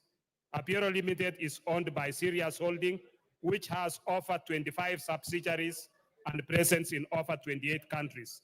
The latter is an international holding company, the largest UAE holding company with over USD 250 billion market capitalization and 479 subsidiaries across 9 industries. Honorable Speaker, I wish to inform this House that the system being procured is not just a social health authority system, but a national integrated information technology system for the entire health sector, a digital superhighway. The system, therefore, this digital superhighway is therefore not solely managing social health insurance, but provides for the various components aimed at delivering a comprehensive and integrated healthcare system for the country. These components encompass the development of a health information management system, a health information exchange platform, core business services such as provision of telemedicine and track and trace for pharmaceutical products, the Social Health Authority Insurance Management Platform, an enterprise resource planning system, national logistics and supply chain management software, a learning platform, a data lake, and analytics system, as well as the necessary digital health infrastructure to support these systems.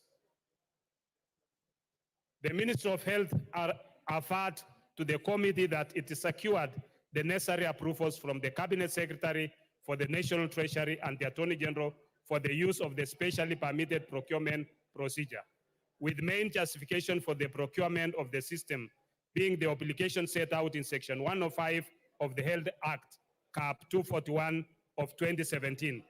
This section provides for the establishment and maintenance of a comprehensive and integrated health information system by the Ministry of Health.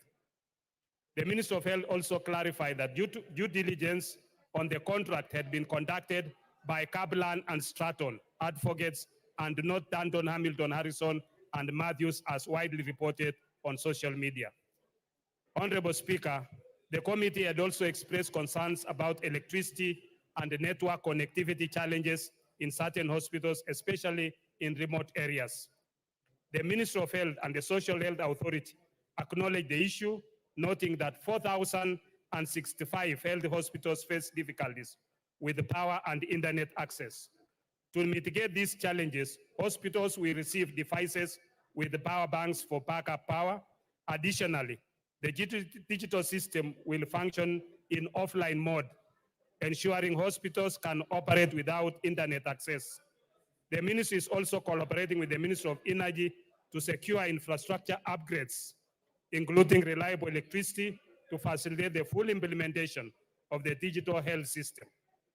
The Ministry of Health further assured the committee that there are at least 3 connectivity lines available to support the system in case of system down or failure. Madam Speaker, the Ministry of Health and the Social Health Authority, in the meeting held with the committee yesterday, Monday, 30th September 2024, highlighted its preparedness on the rollout of the access to social health benefits.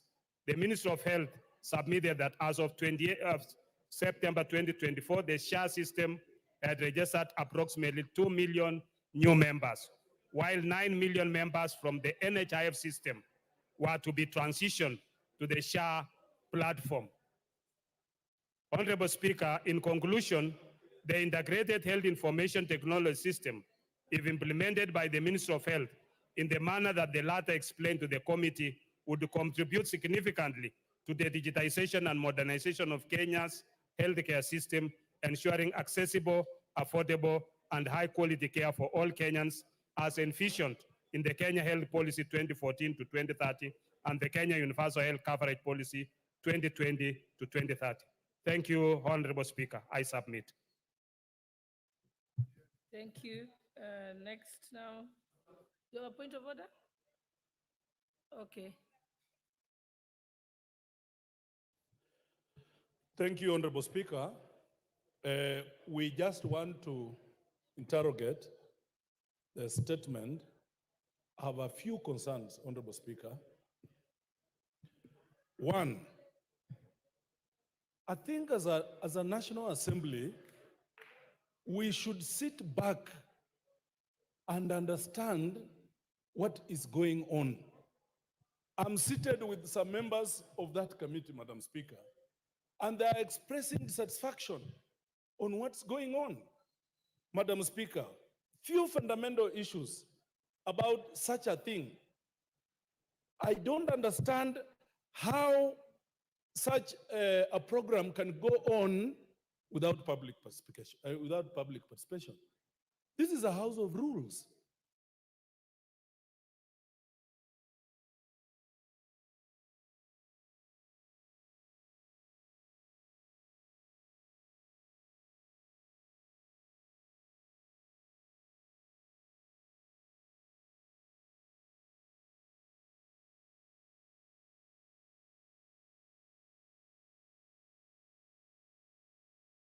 System, the platform that NHIF ran on, they only needed 700 million to upgrade. But a whooping 104 billion.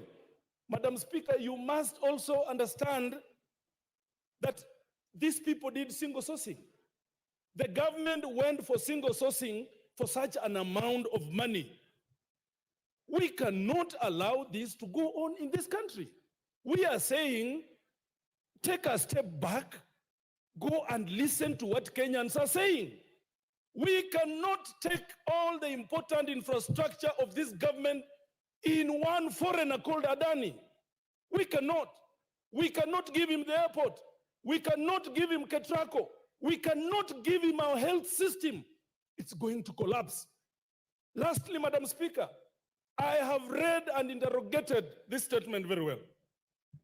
The benefits that NHIF was giving were superior than the benefits this system is going to give, Madam Speaker.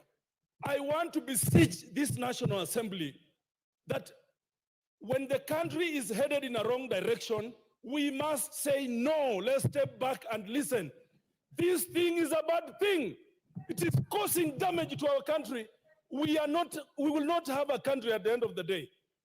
Mr. Chairman, sit back, go and follow processes. You cannot award a contractor of 104 billion by single sourcing. You cannot. The eating is just too much. We should not allow this eating and looting in this country. Thank you, Madam Speaker. Yes, Honorable Justice Kemei. Thank you, Madam Speaker. Make it brief so that the chairperson will be able to respond. I'll be very brief, Madam Speaker. And mine is not related to the statement that has been given by the chairman of the Health Committee. But Madam Speaker, on the... I thought I'm only letting you, I'm entertaining any comments on what the chairperson has said. What do you want to talk about? Sorry, Chair. I had sought a statement from the chairman of the Health Committee on the 15th of August this year on the state of smallpox in this country. Mpox, sorry. Okay, I think there's no relevance to what we are discussing now. So you'll have to ask that at another time. Okay. Yes, Honorable Member for Funyula, then I'll come to you, Beatrice Elachi. Honorable Speaker, I'll make it very brief. Honorable Speaker, I'm shocked beyond belief. I'm shocked that a member of parliament can come and stand here and justify the massive rip-off. 104 billion, Honorable Speaker, just to run a system. Honorable Speaker, to be honest, Chairman, we beseech you. You are a Kenyan. Be mindful of the people of Kenya. 104 billion going to the hands of insiders of this government is a rip-off. We cannot afford to steal from Kenya to this extent, Honorable Speaker.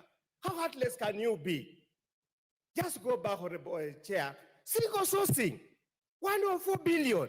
Where on earth? Just go, reflect, think about it, involve your committee members, and surely tell yourself this: you are a Catholic like me. You are a Christian. You cannot afford to steal when you have no remorse. Thank you, Honorable Speaker. Honorable Elachi. Thank you, Madam Speaker. Mine is just to ask Chair to guide us, because we have many people with chronic diseases who have been using NHIF. We have now changed from today into shift.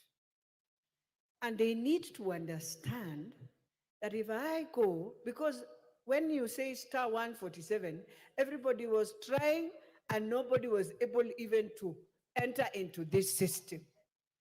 For me, what is a bit sad is that you can imagine somebody who was going for dialysis does not know what to do when they arrive in hospital. How I wish the Ministry of Health can put in a public notice saying, if I have an NHIF and I've been going through chronic diseases, dialysis or whatever, I arrive in hospital with my NHIF, you put me in the system, you give me this shift card or whatever it is, it will help us. But lastly, if we want to be really people who look in humanity in eyes, I am hoping that that system never costed us 104 billion when the president is struggling with a Eurobond, which again, we did the worst mistake at that time. That Eurobond costed us 16% on a dollar, when that time Egypt was getting the same Eurobond with 3%. Let us not go back to those things that happened 2013, 2014, and we are back here. It will be as wrong, as evil, as it has never happened. Thank you, Madam Speaker. Yes, Honorable Kibagendi, and then I'll come to you, Honorable Nikan. Madam Speaker, I sit in the Health Committee, and I have raised concerns about a bulk of what fellow members have raised here this afternoon. One of my concerns, of course, was about the cost of this particular system, given that some of the most sophisticated systems that we have in this country are KRA, Safaricom, M-Pesa, and a few others that cost less than 10 billion Kenya shillings. I'm wondering why we should genuinely spend 104 billion shillings on a system that those who created the NHIF system were willing to upgrade for less than 1 billion shillings. 104 billion shillings is adequate to take care of primary school children for 10 years. It's 9 billion per year. They would have lunch in school. Secondly, Madam Speaker, why this system should offer an inferior benefit, yet members now pay more. Imagine, Madam Speaker, they are saying in a family, you can only benefit, only one individual can benefit to go for diabetes tests per year, one person, and it's only 4,000 shillings. Only one person can benefit on matters to do with dental, and it's about 2,000 shillings. Only one member in a family can benefit with optical medical care. It is absurd given what we had in NHIF. If indeed NHIF had issues, our focus should have been to review the claims management department.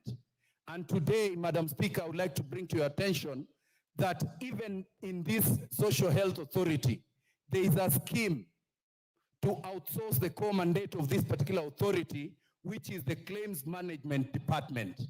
And that will be a loss of funds that would have been used to support poor Kenyans. Madam Speaker, this is something that I've been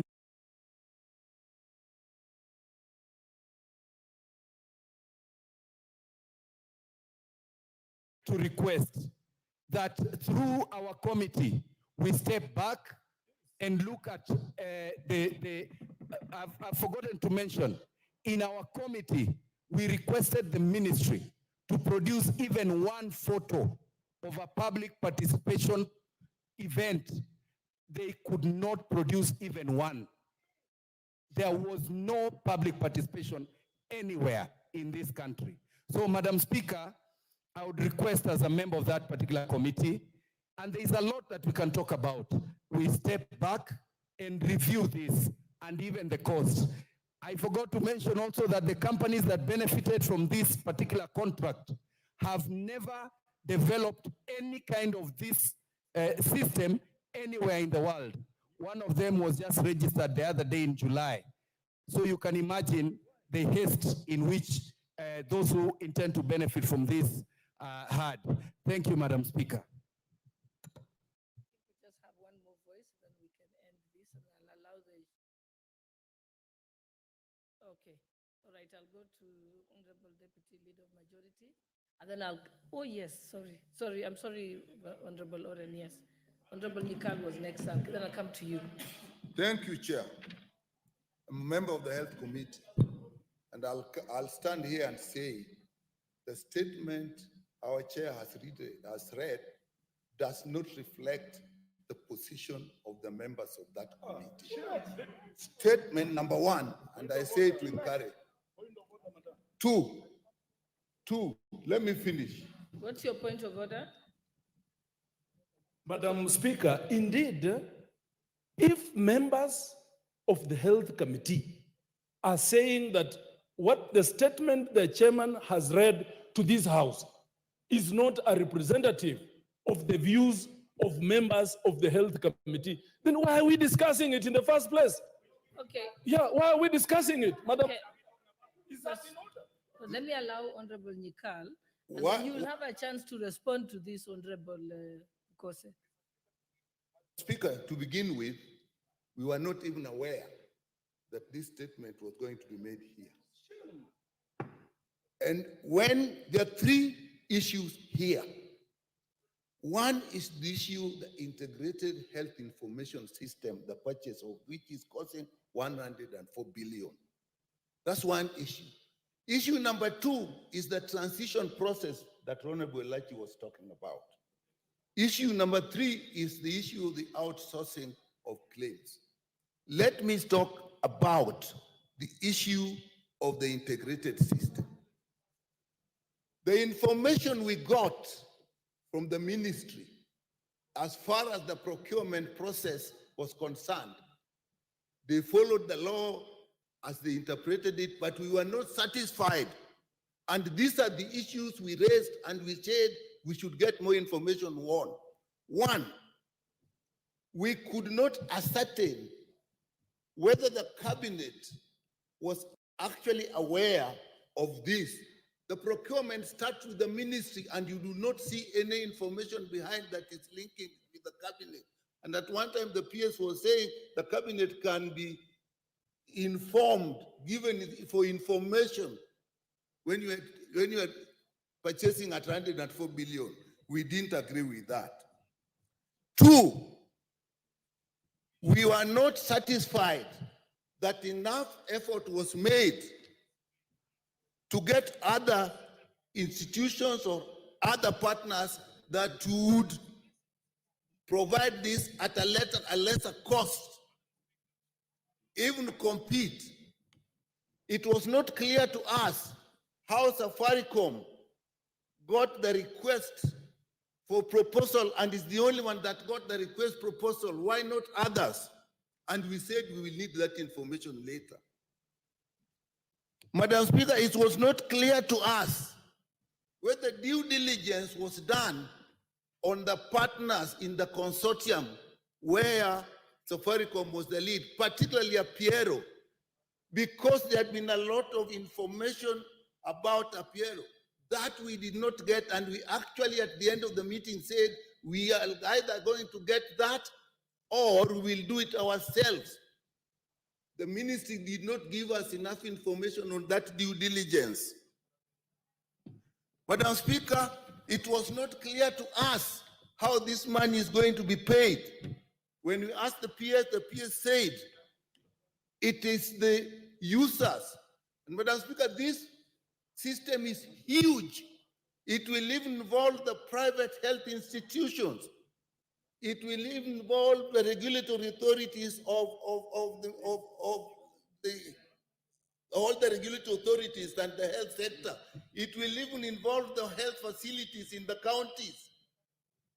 And it was not clear how these users will actually pay for it. And we were informed that they are going to do a cash flow, a simulation of how this will be paid. And we had not reached that level as yet. With that, Madam Speaker, we were not satisfied, and we are surprised that our chair is reading this in this House. When it comes to transition, we were sure that the people were not given enough information, because what Honorable Lachi was asking was, if you have NHIF and we are transiting to SHA, will you get treatment? We were told, yes, when you go there, you will get treatment. But that information is not with the people. So we said, what is it that is being launched? You can launch the beginning of a process, but you cannot say you have shifted and people therefore will not get that service. So we were not satisfied. On outsourcing, on claims, that was one of the biggest issues we raised during the discussion on this law here. We asked and they said, for the time being, SHA will do it itself. And we are not sure whether that is so, because the law provided that May. We were concerned about the May. Those who are here may remember. So, Madam Speaker, this, in the view of the committee, we have not reached a conclusion about this. So with that, Madam Speaker, I say it does not represent the view of members of the committee. Okay, let me give Honorable Makali the point of order. I will come to you so that you can respond. Just note them down. Thank you very much, Honorable Speaker. Honorable Speaker, Honorable Yikal is a ranking member in this House and a serious expert in matters health. He has made statements here, which I think, because this House of Records, he says the chair of this committee have submitted a report in this House which does not reflect the views of the committee members. Would I be in order, Honorable Chair, to demand that the chair of the committee tables in this House the minutes of the committee and a list of members who have signed for the adoption of that report. That's the only way we can clear the air. What's your point of order, Honorable KJ? I'll come to you. Let KJ make. Madam Speaker, as much as this is a house of records, it's also a house of procedure. It is also a house of traditions.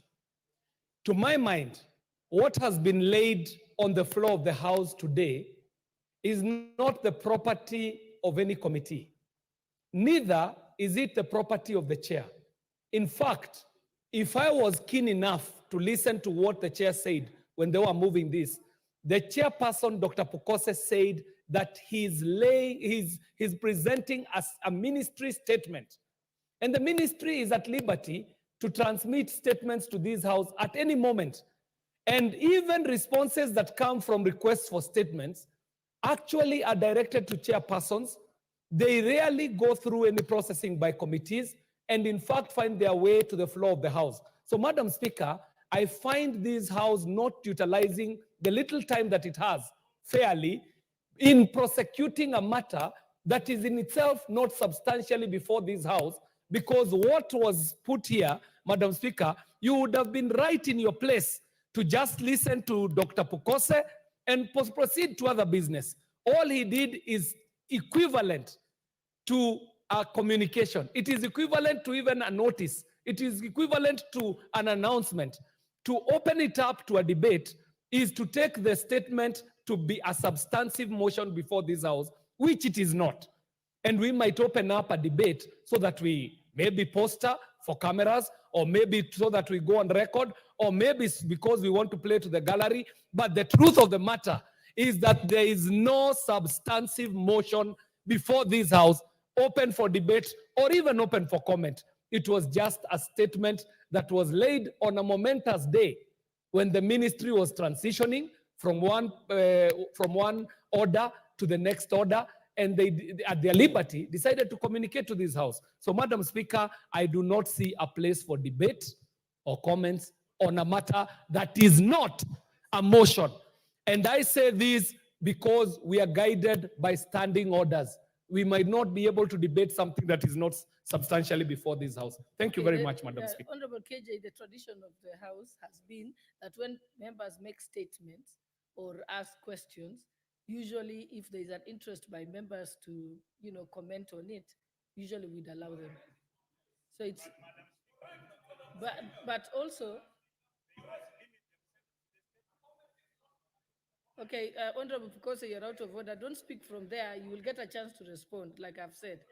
Yeah, Honorable Owen, I've already corrected him, so it's done. I would like to say this, Honorable Speaker. Honorable Speaker, what I understood when the Honorable Pokose stood, he said he's issuing a statement.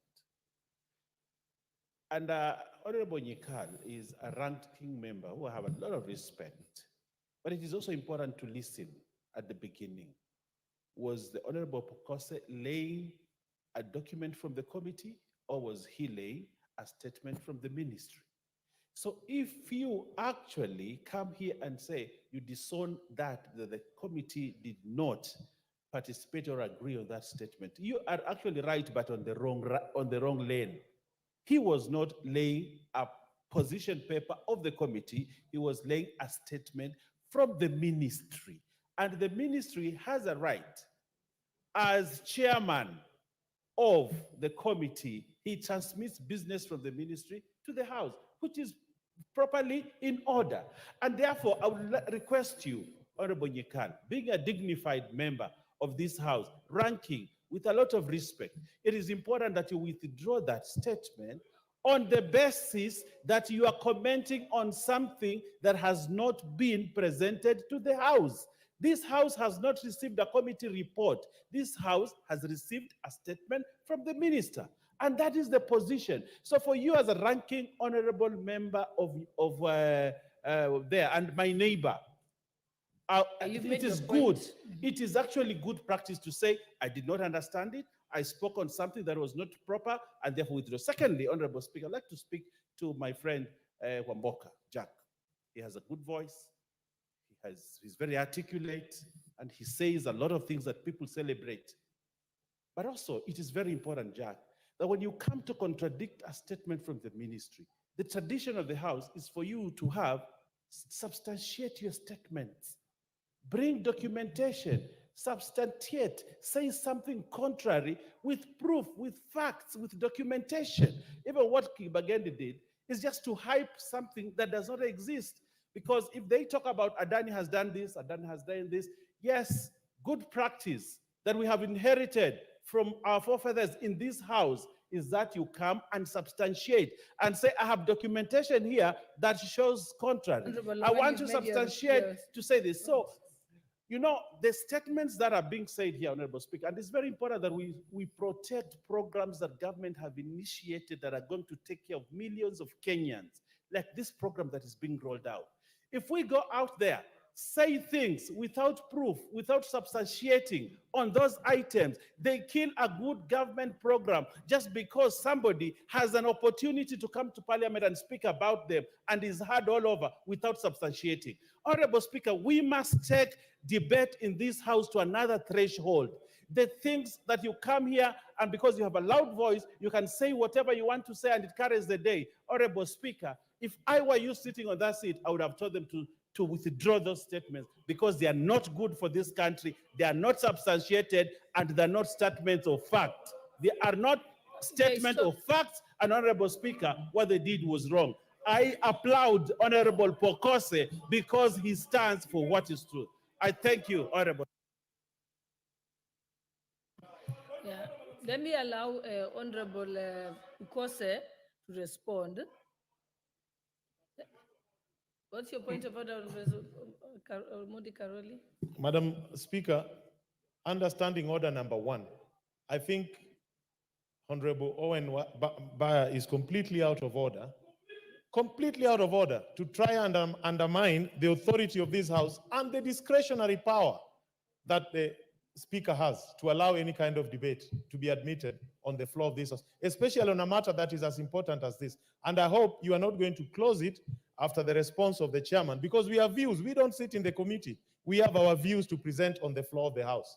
And we didn't ask them to come and make the statement. They made it. They've walked into our territory. We must have the opportunity now to speak. And I hope it will not be closed at that. Thank you, Madam Speaker. I think honorable members, let's allow Honorable Pukose to confirm so that he can clarify whether it's a ministry report or a committee report. And I think the members from the committee, I think if Honorable Pukose has admitted that it's a ministry report, then yes, it is true that it was not, that didn't come through your committee. But let's allow him to respond so he can clarify those issues. And yes, this particular topic is very important to Kenyans. Madam Speaker, this is a statement. We are in order number 7, which is statement. And the Honorable Speaker, you allowed me to make a statement on behalf of the ministry on the rollout from NHIF to SHIF. That is on the rollout of the universal health coverage, which is happening today. That was the basis in which I was given this position to make that statement. Unfortunately, my colleagues are assuming this is a committee report. No, it is not a committee report. This is a statement. I think that should be very distinguished. Secondly, Madam Speaker, the points which have been raised by my colleagues, Honorable Nyekal and the other members, are not in relevance to my statement. None of them has disputed any of what I've raised in this statement. They have actually gone ahead to make their own points based on what they know. And I think that is very wrong. It is based on hearsay. And Madam Speaker, when I brought this statement, the aim of this statement is to reassure Kenyans that today we are rolling out, we are moving from NHIF to SHIF. And when we are moving from NHIF to SHIF, people are worried outside there. Are we going to access our health services? That is the point. And in this report, I said 9 million of the people who are in NHIF are going to be moved to SHIF today or moving forward. It is not a one-off event. This is a transition. Today is the start, and it is moving. They have already registered about 2 million people into the SHIFT system. Among the shifts, people are talking of system. What is here is a digital superhighway. SHIFT is just a small, the ERP for SHIFT is just a small component of it. The rest is a huge component. And members, my committee members, Honorable Kibagendi, Honorable Nyekal, they are aware. And this is not, unfortunately, I listened to you. I didn't dispute what you are saying, but you are talking from an ignorant point. Because what is happening Proceed, is you Give have, him a chance to complete explaining. Unfortunately, and this is where we get problems, because you want to go and explain to your people and you don't have facts. In this digital superhighway, it is connected to the national registration barrier and many other systems within it. It's a huge thing. It has two components. When we now go into the digital superhighway, it has two components. And this is not a share system. This is a digital health authority system. It's a Ministry of Health system. So what happens is you have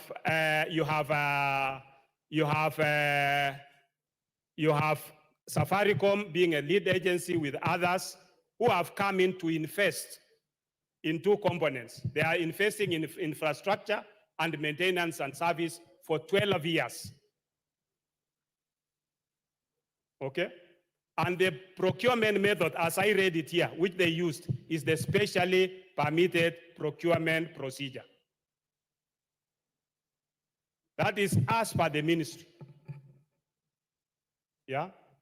And they presented their documents, which I said, I didn't read that part, but they went to the Attorney General has commented, the National Treasury has commented about it, and they've given them a go-ahead. We are not stopping anything that is happening there. The committee is still in the process of looking at looking at certain areas, which we agree. That is the committee position. But this is the ministry has its position. And as a chair, I'm communicating the ministry's position. I think, Honorable Bukosa, you've clarified the issue. You've said that's a ministry position. And I think you've confirmed yourselves, Honorable Nikal, that as the committee, you're still interrogating this matter. So this will not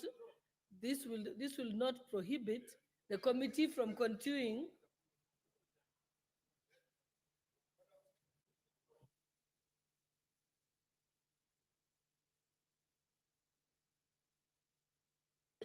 If a statement is being made, give me.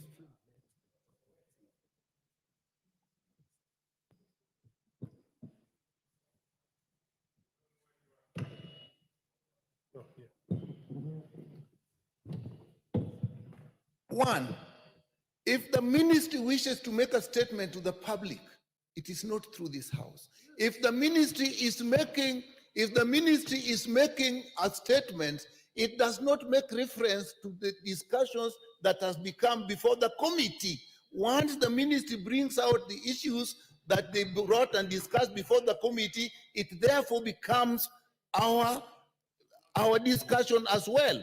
So all the things were said, we met with the committee, we did this to the committee. You are therefore bringing the committee into what the ministry is saying. And we have not completed, giving the impression that what the committee is saying, what the ministry is saying, the committee has agreed to it. So on that, there is nothing to withdraw and to apologize. Okay, Honorable Nikal, I think it's understanding Order 44B, the leader of majority or minority or chairperson of a committee or their designee may make a statement relating to their responsibilities in the House or activities of the committee. So yes, they're responsible to oversight the Ministry of Health. So yes, he's in order to come and make that statement as a statement coming to the people. Yes. He hasn't referred to he didn't refer to, he has not referred to the committee, and I think he's made it clear. It's a ministry statement. The committee will be at liberty. You'll be at liberty to continue to interrogate this issue. Yeah, it doesn't affect your operations because you can still come and question the ministry. The ministry can appear before the committee and still question them on that issue.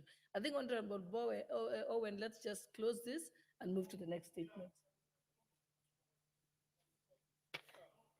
No, I think the comments were more based when people thought it was okay. I'll just allow you, Honorable Karoli, but Thank you, Madam Speaker. very briefly though. Yes, normally I'm very brief. Madam Speaker, ever since this particular matter came into public limelight, I think both the country and the House are addressing the wrong issue. Let me explain why. What is being touted as being supplied by a consortium led by Safaricom is nothing other than an information management system. It is a digital, as they call it, a digital superhighway. It is an information management system. What Safaricom has become an expert on doing is fronting contracts that are opaque, that are not transparent, as was evidenced by the one for surveillance of the city, and avoiding the tendering process.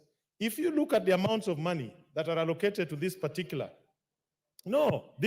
process, 104 billion is equivalent to $700 million, which would capitalize a big insurance company to offer healthcare services to Kenyans. That is not the case here. We are being told that an information management system that is being acquired without competition, without transparency, will cost 104 billion, which was the amount for the first Eurobond Kenya ever borrowed. I mean, what we should be asking is the financial details of this transaction. What is the interest rate? What is the repayment period? This House should see the financial elements of this contract. This is a financing arrangement where a service provider walks to a user and says, okay, you don't have the money to do this, I will do this at this cost, without testing. I think Honorable Yes, that is what we should be talking about. This is a financial instrument. Yes. Karoli Omondi, I think we've already settled it, that this matter is before the committee. It's before the committee, isn't it? Okay, what's your point of order, Honorable Chair? Madam Speaker, I'm on a point of order. Honorable Karoli Omondi has claimed that this is a health information management system. But from my reading, the system there is not solely managing social health insurance, but provides for various components aimed at delivering a comprehensive and integrated health system for the country. These components encompass the development of a health information management system, that is one, a health information exchange platform, that is two, core business services such as provision of telemedicine, track and trace for pharmaceutical products. Yeah, you are not listening. The health information system is just one. There is track and trace for pharmaceutical products. There is core business services such as provision of telemedicine. There is development of a health exchange platform. It is many things. No, that is different things. Okay, you know, the problem is you are not listening. Okay, Honorable Pukose. Okay, Honorable Pukose, I think now we are flogging a dead horse. Already, the committee is at liberty to interrogate this issue. The committee is at liberty to summon the Minister of Health. Honorable Pukose, don't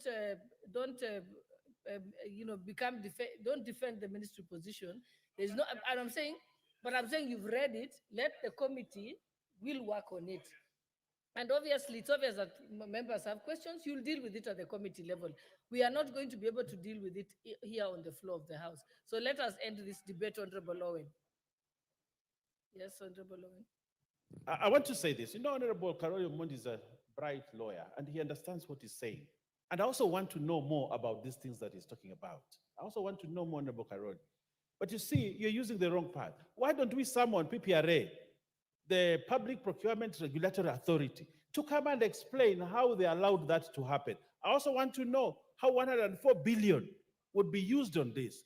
But then, do you want to ask that to Honorable Pokos? There are people in this country that have been given a job to do that. I also want that Minister for Finance should come here and PPRA to come and explain to us how amount almost the value of a Eurobond would be used on one system. I want to know that. But then do not attack Honorable Pokose on your point, Honorable Owen. You've made your point. Okay, let us proceed to the next order of business.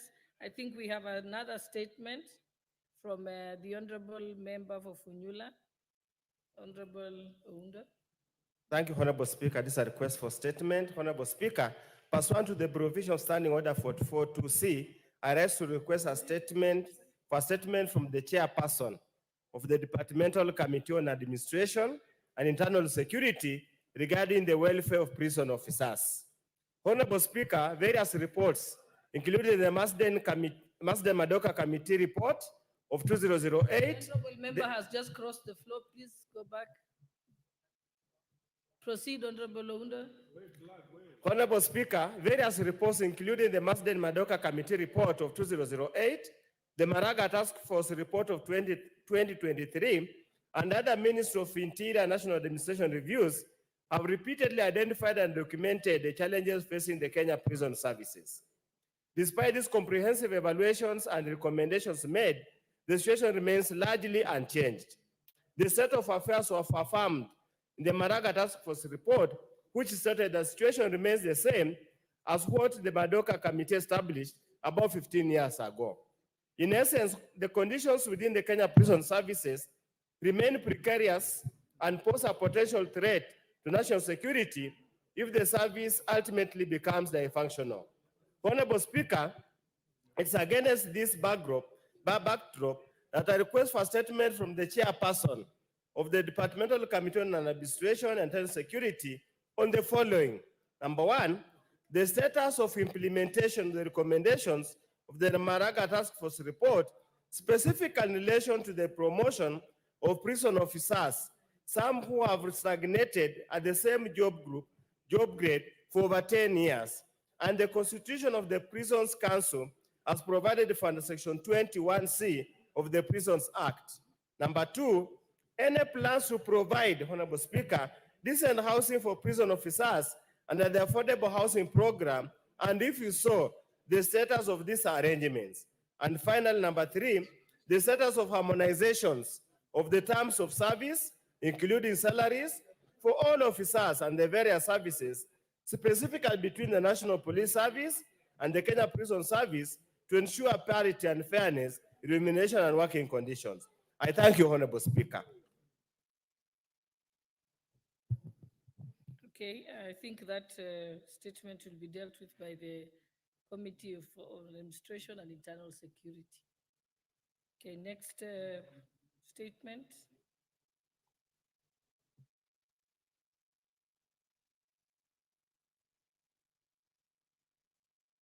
Is there anybody from that committee, Administration and Internal Security? Give him the mic.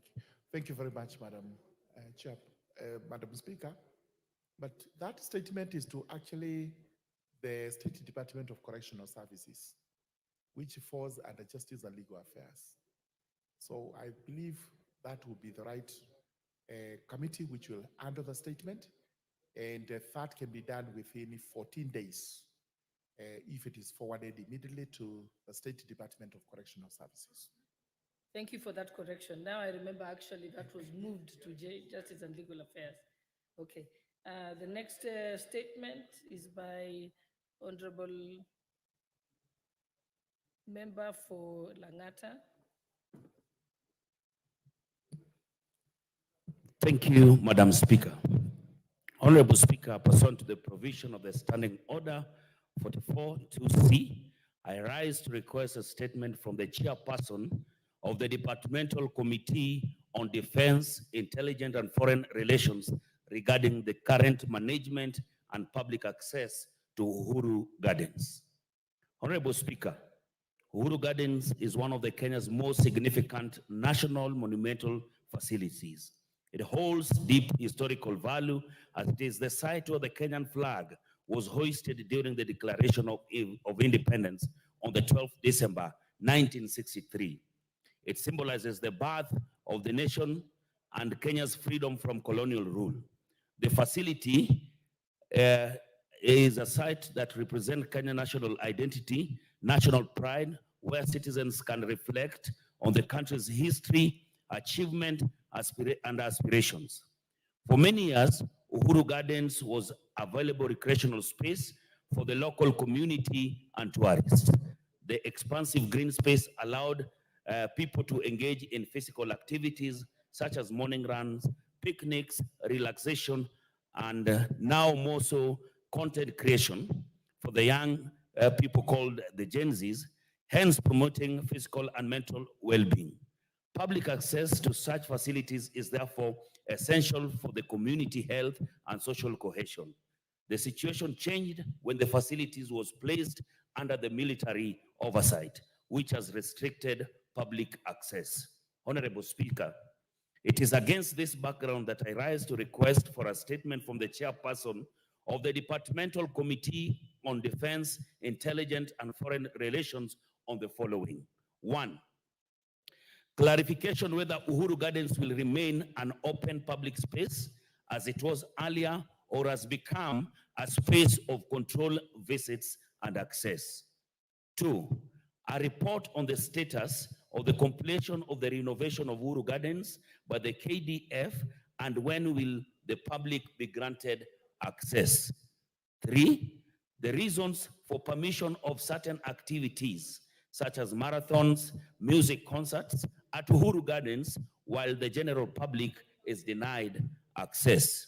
4, plans in place to ensure that Uhuru Gardens is listed under the e-citizen platform, specifically the 222 portal, to allow citizens to make payments or bookings for the public access and events, thus ensuring accountability and transparency. I thank you, Madam Honorable Speaker.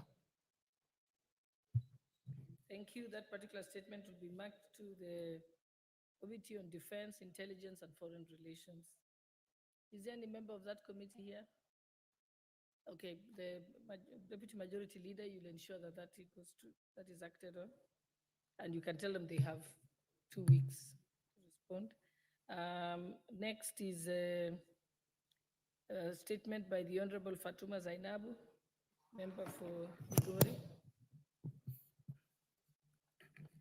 Thank you, Madam Speaker. Honorable Speaker, pursuant to the provision of Standing Order 44/2/C, I rise to request for a statement from the chairpersons of Departmental Committee on Environment, Forest, and Mining regarding mining activities in Makalda Gold Belt in Migori County. Honorable Speaker, the Makalda Gold Belt in Migori County is known for its riches in precious minerals such as gold and copper. The minerals are precious national resources that ought to be extracted for the benefit of the nation, the local communities, and the future generation as envisaged under Article 69 of the Constitution. It is of great concern that mining activities in Makalda seems uncoordinated, hence violating the rights of the residents to the benefit from the minerals. Additionally, in September 2023, the Cabinet Secretary for Environment, Climate Change and Forestry gazetted 6,165 acres of land in Makalda area as forest land, despite the land being ancestral home to over 20,000 households that have lived on and practiced artisanal mining on the land for many years. The gazettement of the land without public participation threatens the permanently disinherit residents of their ancestral land and disconnect them from lifelong benefits expected to accrue from the minerals in the region. This has caused spate of violence, conflicts among artisanal miners and small mining companies and foreign mining companies as locals seek to preserve their right to land and the benefit from the mineral resources. Honorable Speaker, It is against this background that I seek a statement from the chairperson of the Departmental Committee on Environment, Forest, and Mining on the following. 1. Provide a report on all reconnaissance, prospecting, or mining licenses issued under the Mining Act Cap 306 for mining in Makalda, including details of the farms, terms of the licenses, the minerals in respect of each license, and the status of mining activities for each mineral. 2, criteria for award of mining licenses and clarification on the reasons for granting licenses to foreign firms, including the number of local miners from Migori County granted mining licenses. 3, provide a report on whether the directive of cession of copper mining in Makalda region, citing its declaration as strategic mining, followed by the process set out in the Mining Strategic Mineral Regulation 2017, and if not, the reason for its enforcement in Makalda. 5, provision of report of payout of royalties to Migori County government and the local communities for minerals mined from Makalda, and if not, the reasons for non-remittance. And 6, steps being taken to resolve the stalemate between the locals and the foreign miners that led to closure of mining activities, and when the area will be reopened since it supports the livelihood of many. Thank you, Madam Speaker. Thank you. Yes, Honorable Member, I can't quite see you. Where Makalda sits. Thank you, Honorable Speaker. I just wanted to support statement by my women leader from Migori County. And I want let it be known in the House that we have a petition with the Departmental Committee on Environment on the settlement of that land, where the Minister for Environment refused totally to appear before the committee. And listening to our women leader, you realize the statement is capturing both environment and mining.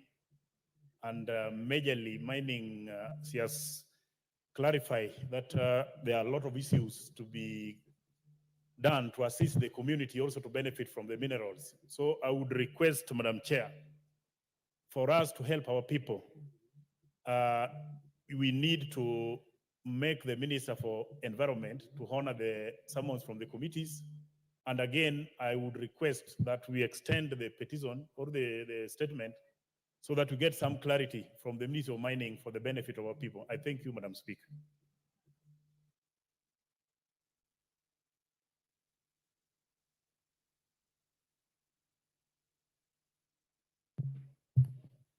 Okay, I think that statement of Honorable Fatuma will be placed before the Environment and Forestry Ministry, and also to them, and also mining.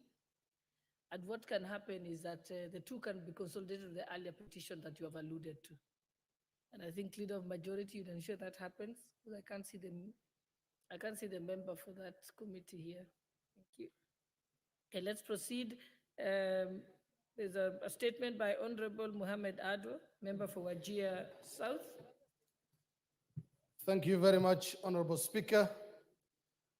Pursuant to the provisions of Standing Order 44-2C, I rise to request for a statement from the chairperson of the Departmental Committee on Justice and Legal Affairs regarding the status of delimitation of electoral units. Honorable Speaker, Article 89(2) of the Constitution requires the Independent Electoral and Boundaries Commission to review the names and boundaries of constituencies at intervals of not less than 8 years and not more than 12 years. Such review ought to be completed at least 12 months before a general election.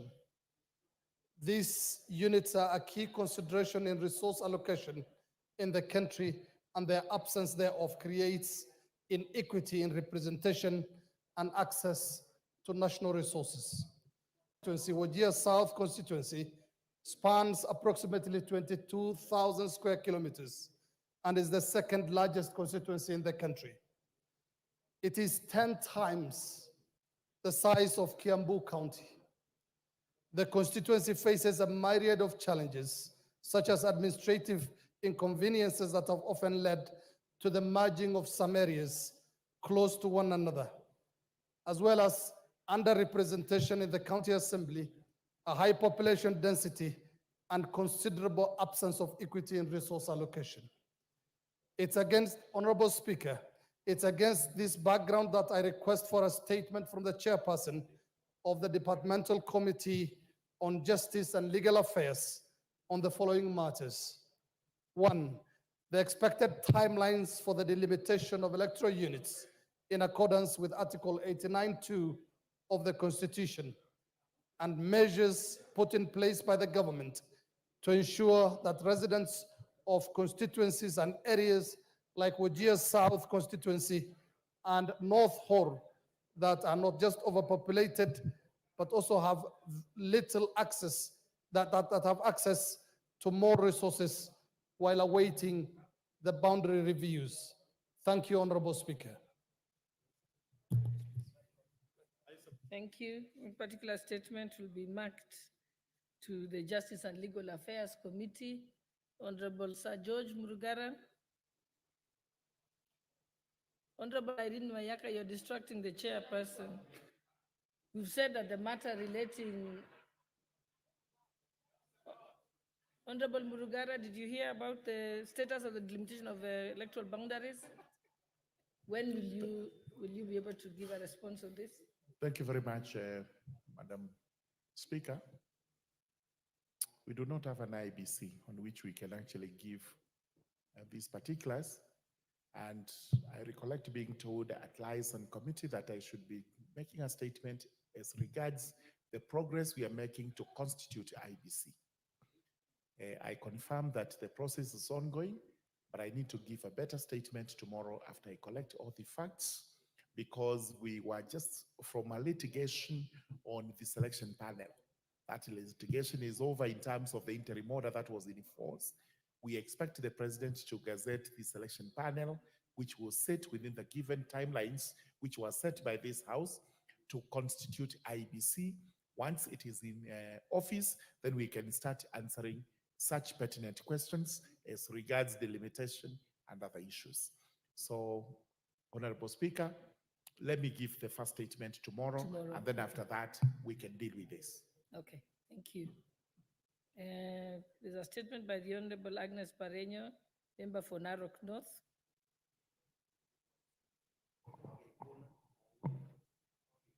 Thank you, Madam Speaker.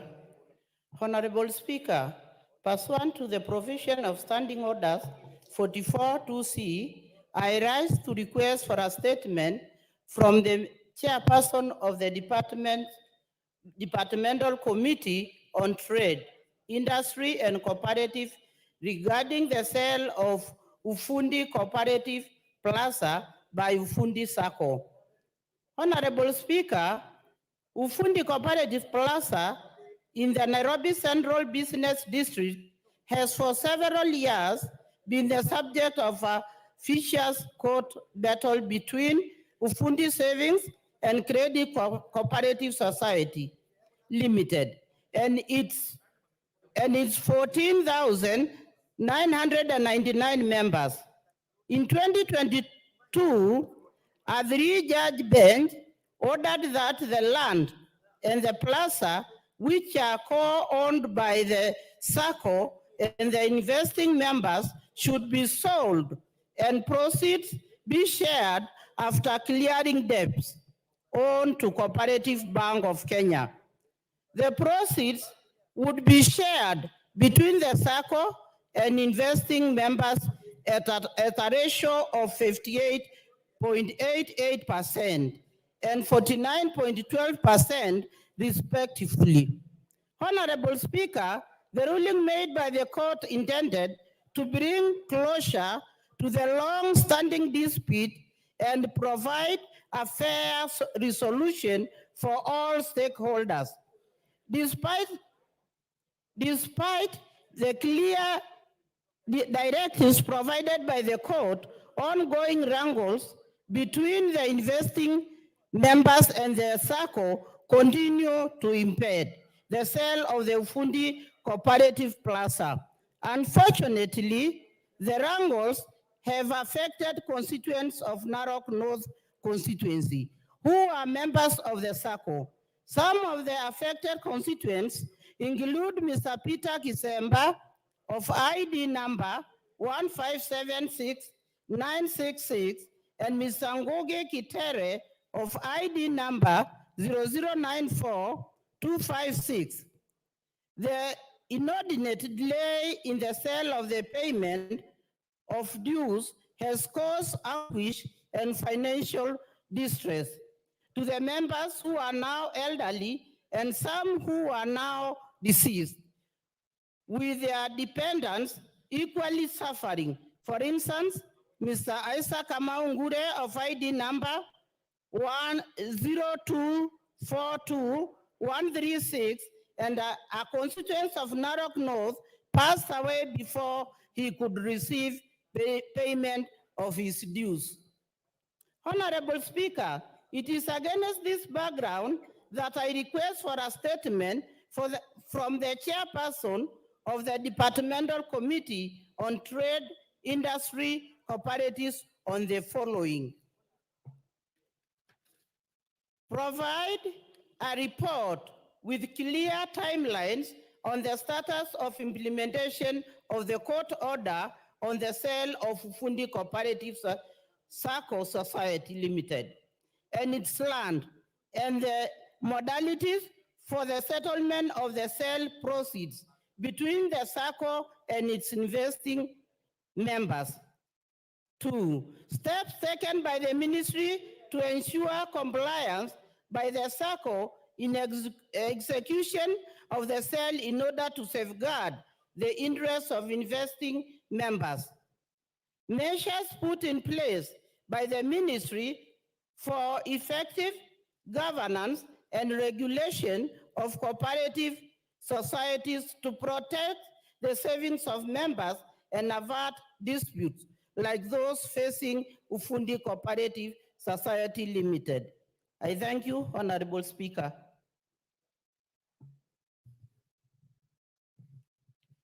Thank you. That statement will be back to the Ministry of Trade, the Committee of Trade, Industry and Cooperatives. Is there a chairperson of that committee here? Yes, Honorable Lounda.